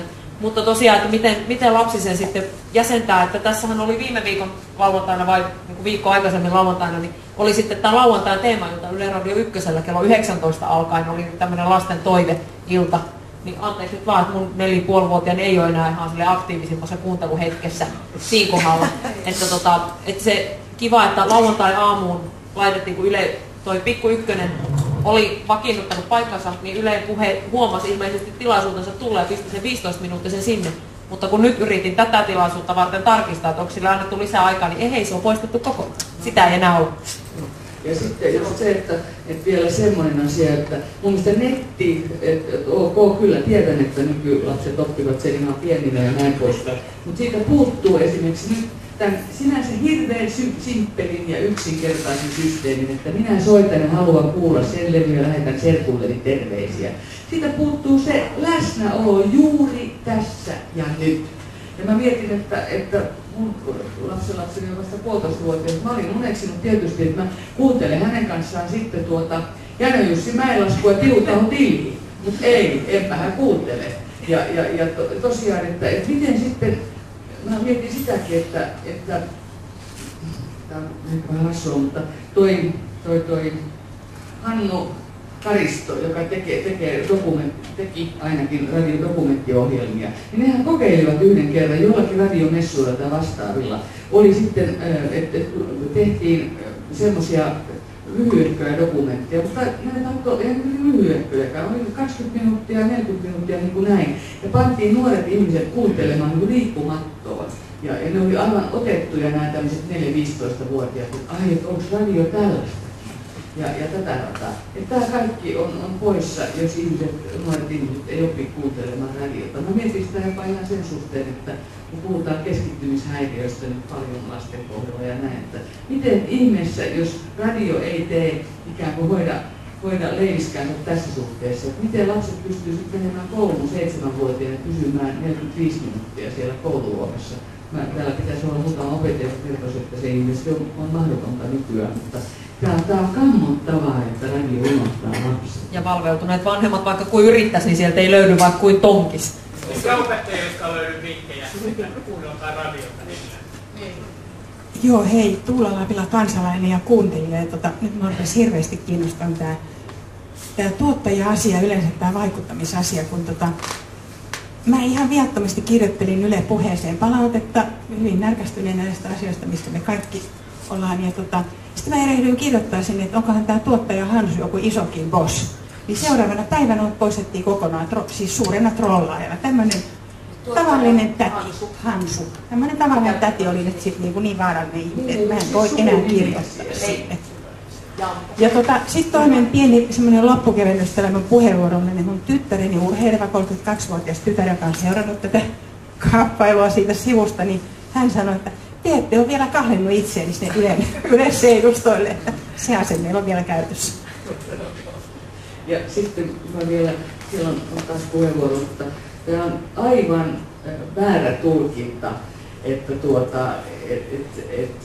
kun sieltä ne suuret ikäluokat on nyt hyljätty niin kuin tosta, niin mullekin sanottiin sitten, kun talossa tätä kyselin, että no joo, että kyllähän teille on ihan tarpeeksi ohjelmaa siellä, että kun kuulkaa Ylen Ykköstä. Mä sanoin, että joo, kyllä mä kuuntelenkin aika paljon Ylen Ykköstä, mutta nyt on tilanne kyllä se, että yleissivistyksen kohdalla tämän homman pani liikkeelle 3-40 välillä olevat ihmiset. Juuri ne, joille mukamas nyt tarjotaan tätä teitä juonnetaan ohjelmaa. Ja kun me se mielenosoitus tehtiin, niin meitähän oli meitä vanhempia sitten siellä ikään kuin vain koristuksena, että nimenomaan liikkeelle lähtijät on Kaisa ja kumppanit.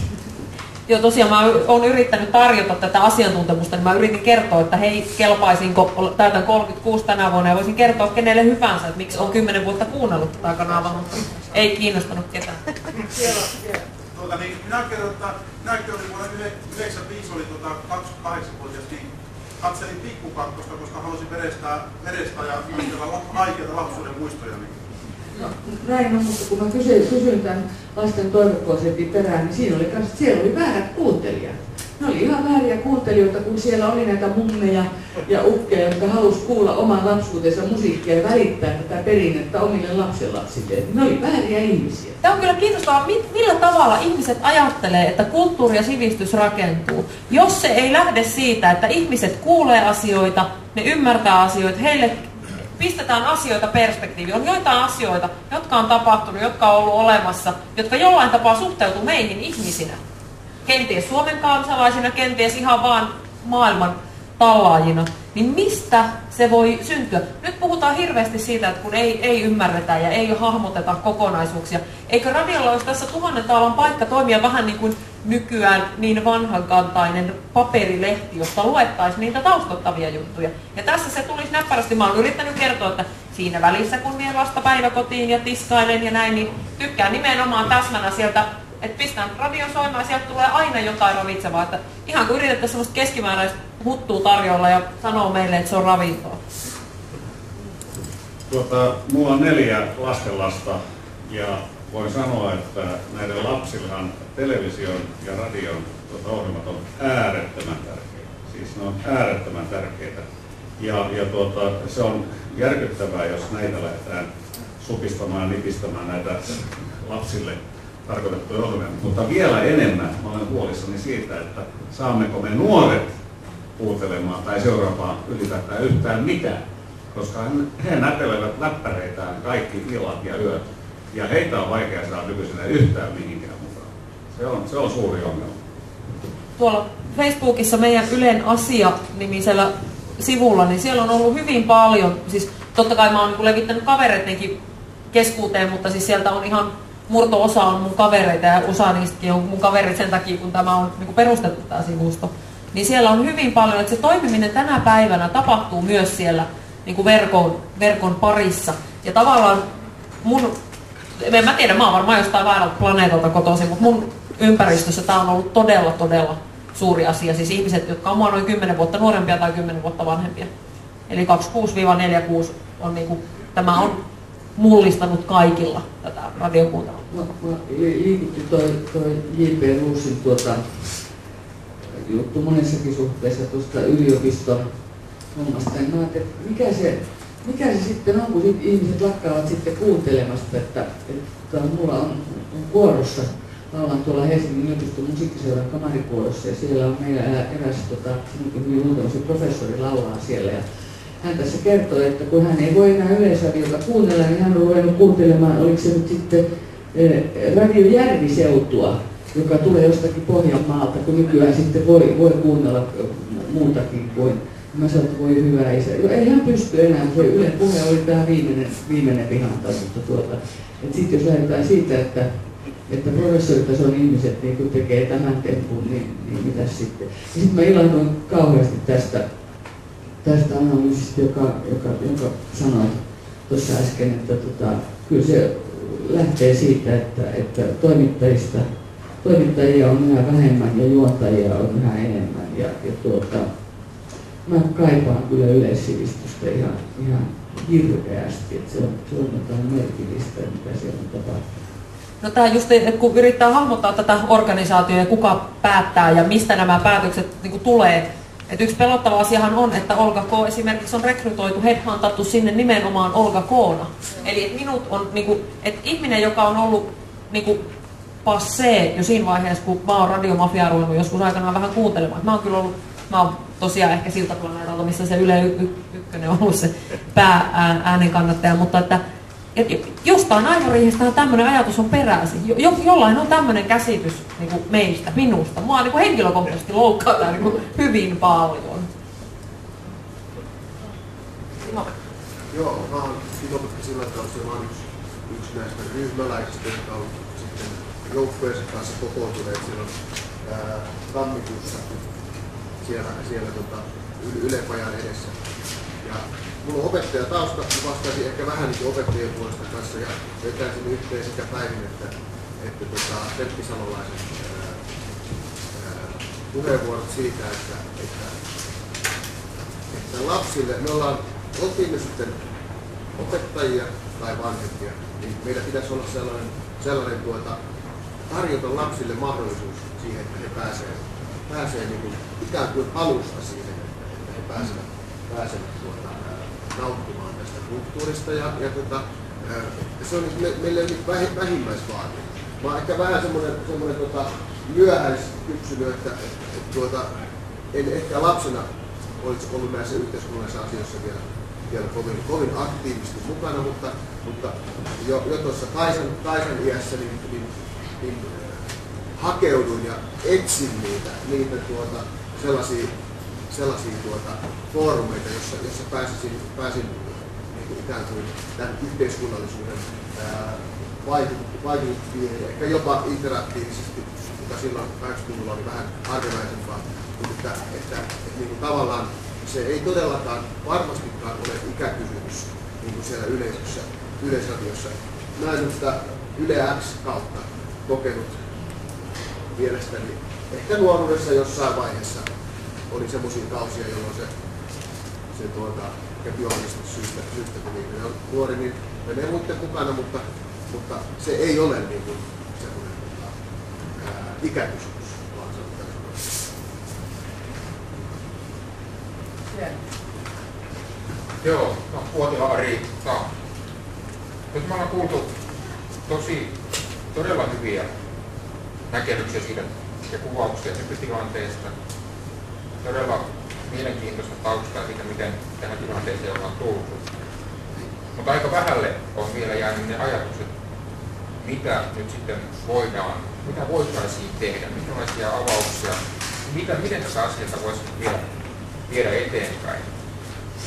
On ollut ehdotuksia esimerkiksi kirjoituksista yleisen asetelehteen tai lehden yleisöotettoon. Varmasti todella hyvä. Ne, joita se luonnistaa. Viittasin ilmeisesti tämän tyyppisiin tilaisuuksiin jatkossakin. Kuulostaa erittäin hyvältä. Ja tämän tyyppisille varmaan saisi myös julkistaa jotain erilaista kuin pelkkää mielipidekirjoitusta lehdessä. Suora vaikuttaminen päättäjiin on ilmeisesti hankalaa, koska päättäjät eivät ole niin selkeitä. Mutta onko jotain muuta? Siis tässäkin onko jotain jo olemassa? Pitäisikö tämä ideoida?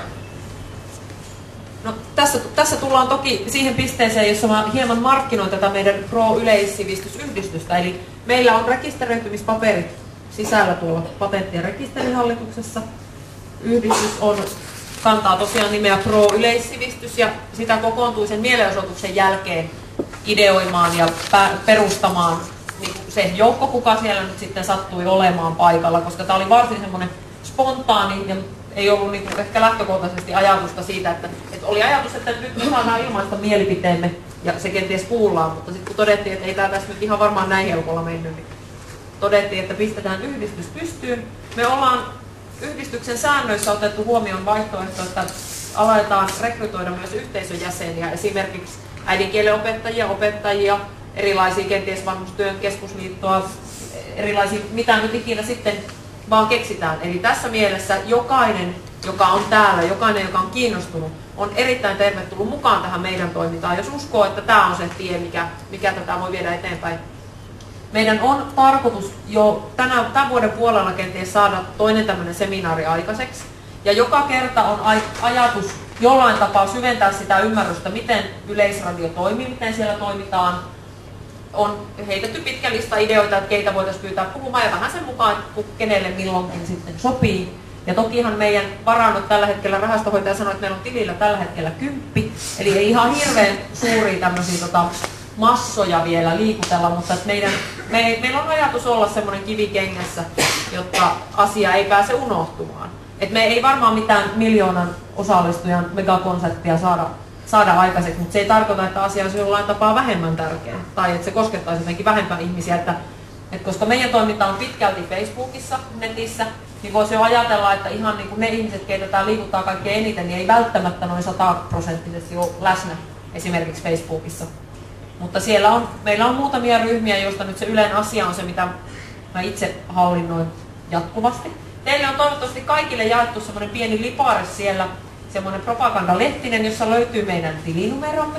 siellä ystävällinen kehotus liittyä jäseneksi hurjalla 10 € jäsenmaksulla. Sillä me ollaan tähän asti saatu kaikki hommat tehtyä. Ja tosiaan tervetuloa kaikki nettiosaajat, joka haluaa ruveta elvyttämään meidän nettisivua tai jotain muuta, niin tervetuloa tänne, saa ihan ilmoittautua ja tulla meidän kanssa pohtimaan sitten jatkoa. Ja toivoisin, että ennen kuin kukaan poistuu tilasta, niin täällä on Kaija Haavistolla on tämmöinen lehtiö, johon voisitte jättää sähköpostiosoitteenne, jotta me voidaan lisätä teidät semmoiselle listalle, minkä kautta sitten tiedotetaan, mitä tapahtuu. Mutta tämä nyt ei ollut vielä sellaiset niinkään loppusanat, vaan ehkä mä oon niin ylpeä. Me ollaan todistettu, että ihmiset jaksaa kuunnella jopa yli 1,5 tuntia. Ei yhtään ole jaettu pulloa, eikä mitään hattuja, eikä pillejä. Luulevatko kyllä radiossa sitten nämä, jotka siellä päätöksiä nyt sitten tekevät, joitakin kulissien takana, että ihminen kestää vain 3 minuuttia puhetta ja sitten pitää tulla jo musiikkia näin. Nyt kun mä oon sitten nuoremmille kertonut jo tosiaan näitä kumpujen yöstä tarinoita, niin silloin kaukaisina aikoina, kun oli ennen vuotta 1990, jolloin oli vaan yleensä rinnakkaisu, kuin te olette voinut elää silloin, että tässä vähän eletty, ei siinä mitään. Siinä oli se hyvä puoli, että kun mä toimittajana ainakin, eikä ole ainoa, kollegat ovat hyvin paljon samaa mieltä, että radio-ohjelmissa pitäisi olla aina yllätyksiä. Siellä pitää olla jotain sellaista, mitä kuuntelija ei odota. Ja sen takia toimittajien ammattitaidon pitäisi olla korkealla, että niitä yllätyksiä haetaan, etsitään ja löydetään. Muistan, kun mun kotona tietysti kuunneltiin paljon radiota. Ja sitten nykyään ei tule radioesitelmiä enää ollenkaan. Ja esitelmät siellä kuulostaa kamalalta, eikö niin, ihan tylsää, eipä vaan.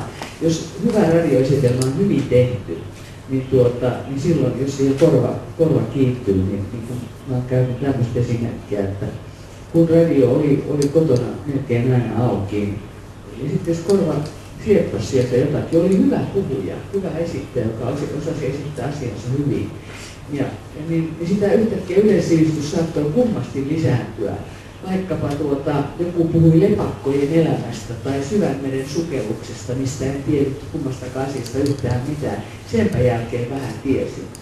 Mutta tämähän on hirveän tylsää nykyisten yleisradiotoimijoiden mielestä, koska se on vanhanaikaista ja siinä on että se on jotenkin kulunutta ja ei se ole oikein kiva. Sivistys, sehän on ikävää.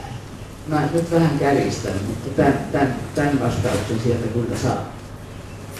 Kun esille tästä Hannu-Kangarista, niin joskus 70-luvun loppupuolella, niin mekin juhannusyönä siellä Kainuussa Kuhmossa, niin me oli Kesämökki saaressa, niin tunnettiin juhannuksena niin ainakin 6 aamun 6 saakka Hannu-Kangarasta. Tosi nopeasti. Varmasti piti paikkansa, eikä ollut tylsää ja oli takulla kiinnostavaa. Joo. Joo, yksi ihan aina väliin on tuossa ei ole puhuttu. Muistan vanhassa radiopuheessa yksi erittäin hyvä piirre oli se, että sieltä uudelleen lähetettiin noita televisio ihan laadukkaita keskusteluja radion kautta. Ja niitä oli usein hyvä kuunnella sitä matkalla tai jotain muuta. En ole nyt radiokohta itse asiassa paljon kuunnelta uudistuksen jälkeen, mutta ne on tainnut loppua kanssa. Se on mun mielestä hyvin halpa, edullinen ja helppo tapa luoda semmoista virtaa, joka varmasti, jolle sitten olisi kuuntelijoita varmaan, koska se media on eri kuin se televisio, koska ne ohjelmia kuitenkaan sitten illalla tästä Tämä on kuitenkaan. Joo, itse en käytä televisiota lainkaan, olen kyllä pudonnut senkin vähän kelkasta, mitä en ole perillä. Nyt tuo on varmaan ihan totta. Minä tietysti kiintyneena radiolaisena, niin mun korvaani aina sitten siinä vaiheessa höristyy, kun mä kuulen sitten televisio-ohjelmaa radiosta, että katsotaan nyt tätä tai tässä näette tämän. Ne oli rakennettu ja nämä pätkät oli aika ajankohtaisohjelmia tehty. Siilitä pätkiä, niissä oli käytetty ihan välillä vaivaa sen eteen, että se oli tehty radiokuunneltavaksi. Mutta joitain tämmöisiä villejä ideoitahan me ollaan tässä heitelty, että nyt kun on tuo internet, johon meidät on kaiketikin sitten pakoitettu, että mä mieluusti nauttisin radioni kyllä niin kuin ihan radion kautta, mutta tavallaan siellä kuitenkin on mahdollisuuksia. Että jos jossain on se ymmärrys siellä talon sisällä, että keitä me ollaan, ketkä kuunteli puhetta, mitä sieltä haettiin, niin eipä ole konsti eikä mikään edes sinne radion ohjelmaoppaaseen saada niin, että kun mä klikkaan, että asiaohjelmat, niin siellä tulee keltaisella edes ne ohjelmat. Tai vaihtoehtoisesti, kun televisio kuulutettiin ainakin aikanaan, että no niin, että nyt lähetys siirtyy 2. ja ihmiset käänsi. Että ne ihmiset, joilla ei ole se netti auki, että kun puheohjelma loppuu Yle Ykkösellä, niin siellä sanotaan, että seuraavaksi puheohjelmaa tulee kanavalta tämä. Se pelastaisi jo niin ihan tosi paljon tässä ensihädässä, joskaan me emme toki tyydy tähän, vaan siihen yhteen kokonaiseen kanavaan. Mutta sitten nyt, kun ollaan kaikki enemmän tai vähemmän pakotettuja sit sinne Yle Areenaan, että siellä edes olisi joku, että antaa tulla. Että jokuhan ne laitteli peräkkäin ne ohjelmat sielläkin. Tehkää mulle semmoinen soittolista, antakaa mulle. Mä rullaan niitä samoja, mä katsoin, että onko tullut uutta jaksoa, tätä tai tätä. En mä löydä sieltä niitä, en mä tiedä mitä ohjelmaa mä oon silloin aikanaan kuunnellut. Eikä semmoiseen pidä velvoittaa, että joutuu jossain huikkelemaan Niin. Areenassa. Ei semmoiseen pidä lähteä, että me pakotetaan jokin Areenaan huikkelehtimaan, ei missään tapauksessa. Tässähän suora kuulijapalauteohjelmahan tästä järjestettiin jossain vaiheessa ja sinne soitti, se oli todella hurjaa kuunneltavaa. Siellä oli tämmöinen vanhempi näkövammainen nainen, joka itkien kertoi puhelimessa, että on niinku ihan mahdoton tehtävä. Ja niin, muistaakseni radiopäällikkö Marja Keskitalo totesi, että voit pyytää vaikka naapuria virittelemään ne kanavat valmiiksi. Tämmöisellä tasolla on niinku ymmärrys. Vaikka se Kansanradio onkin parasta viihdeohjelmaa, niin siinäkin kannattaisi kyllä joskus soittaa.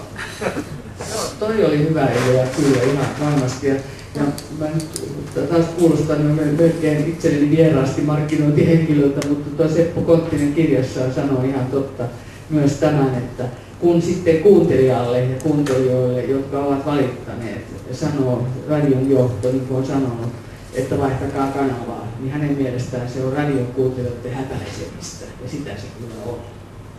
Joo, eikä mikään ihme, että menee vähän mediat sekaisin, että jos mä niinku radiota varten joudun laittamaan netin auki, tai nyt kun on tämä digitaalinen, kun ei kuulu, siis mun asunnossa on yksi paikka, missä se puhe ei kuulu, niin sitten, että mä kuuntelen sitä sitten netin kautta, tai sitten pitäisi olla televisiota kautta kuuntelisi sitä radiota.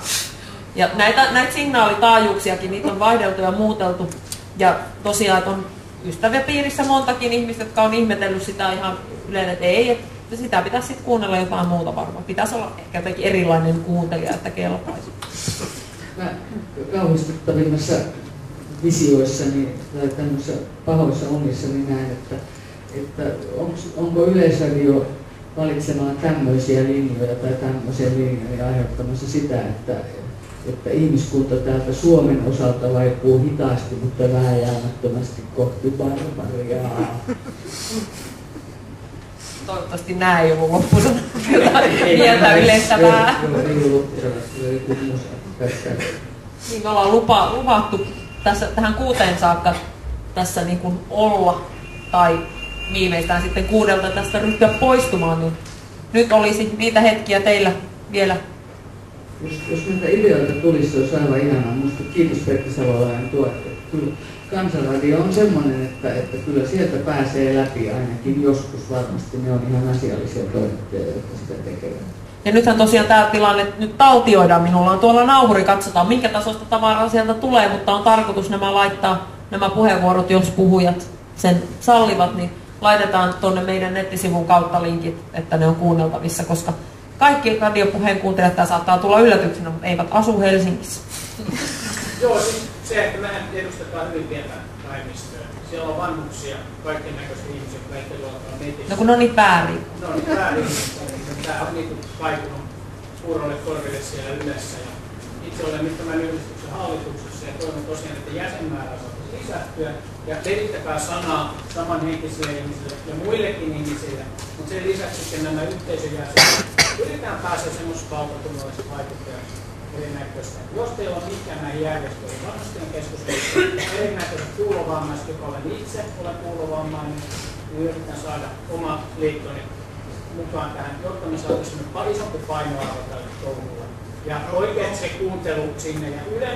Tässä tuli juuri poistui rouva tästä näin ja toivon, että seuraavassa seminaarissa me olisi Yleisradiolta velvoitettuna, pakotettuna joku vastaamaan hankaliin kysymyksiin.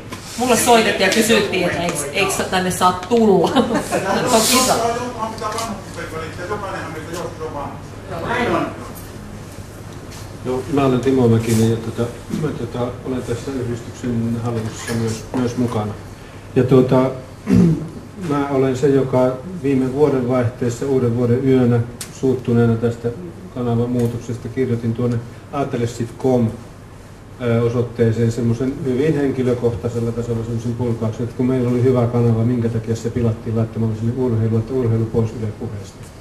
Ja jos mä olisin silloin aavistanut, että siihen tulee yli 1000 allekirjoitusta aika pienessä ajassa, niin mä olisin toki muotoillut sen vähän huolellisemmin, että nyt se on semmoinen hyvin henkilökohtainen purkaus, mutta siellä on myös paljon mielenkiintoista keskustelua. Ja kun tässä näitä ideoita kaivattiin, että mitä kautta voisi yrittää vaikuttaa, niin ehkä se nyt on sitten yksi, että se on edelleen se adressi siellä olemassa, että jos on vielä joku täällä, joka ei ole mukana siinä 1600 tai kuinka paljon siellä nyt mahtaakaan tänä päivänä allekirjoittajia olla, niin siellä voi nyt käydä semmoisenkin pienen teon tekemässä. Sano vielä uudestaan sen nimi, että se jää sitten mieleen. Se on siis, löytyy adressit.com osoitteesta ja se on urheilu pois Yle Puheesta, että siellä voi sitten tehdä esimerkiksi haun Yle Puhe, niin se löytyy kyllä, tai urheilu pois tai mitä ikinä, mutta se löytyy kyllä. 10 minuuttia. Mutta yksi huono puoli tässä adressijutussa on, että kun sinne kirjoittaa kommentin ja sinne kun laittaa vastaan, niin sinne tulee vain uusi kommentti, että sinne ei pysty täsmä vastaamaan niille ihmisille, ketkä on siellä.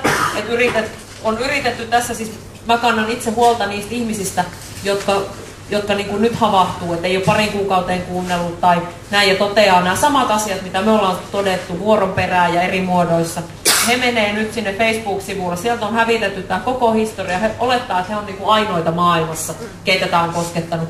Ja on hyvin paljon, niin kuin, toki nyt sit siinä väärässä yleisössä, että isoäitini esimerkiksi totesi, että no onhan näitä kestetty ennenkin ja kääntää Yle Ykköselle, että nielee sen pettymyksensä ja tässä kuten oli puhe, että pääsääntöisesti ollaan kilttejä ihmisiä ja otetaan se mikä annetaan, mutta kyllä tuli niin kuin mitta täyteen tämän suhteen. Aloitetaanko nimikirjoitusten kerääminen, eli tulkaa jättämään sähköpostiosoitteenne tai jos on aikomuksenne maksaa jäsenmaksu, niin pistäkää sinne viestikenttään ylös teidän sähköpostiosoite, jotta te saatte täsmänä näitä meidän tiedotuksia tai tiedotteita. Ja Pro-yleissivistyksen kokoukset ovat kaikki avoimia kaikille. Oli jäsen tai ei, sinne saa aina tulla mukaan kuuntelemaan tai puhumaan tai ihan vaan kitisemään, että kuuntelitteko te viime viikolla taas. Että tämä vertaistuen merkitys on ollut myös aika suuri tässä. Mutta 1000 kiitokset puhujille. Kiva, että saavuitte paikalle. Tosi kiva on ollut kuunnella. Ihanaa, kaikkea kivaa. En kerro, millä poistun tästä vai. Eli netitse on tulossa tämä kuunneltavaksi. Voitte jakaa linkkiä sitten eteenpäin ihmisille ja jatketaan taistelua, eikä tässä muu auta. Kiitos. Kiitos.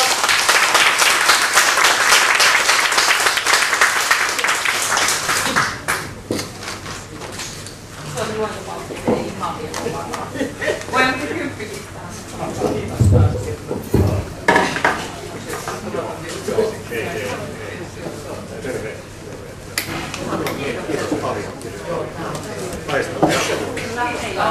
Minä voin kertoa keskustella. Joo.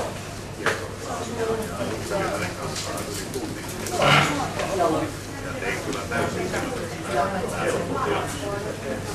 näin meidän kesken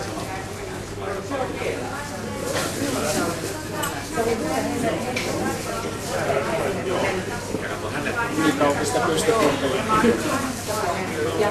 Tervetuloa mukaan painosta.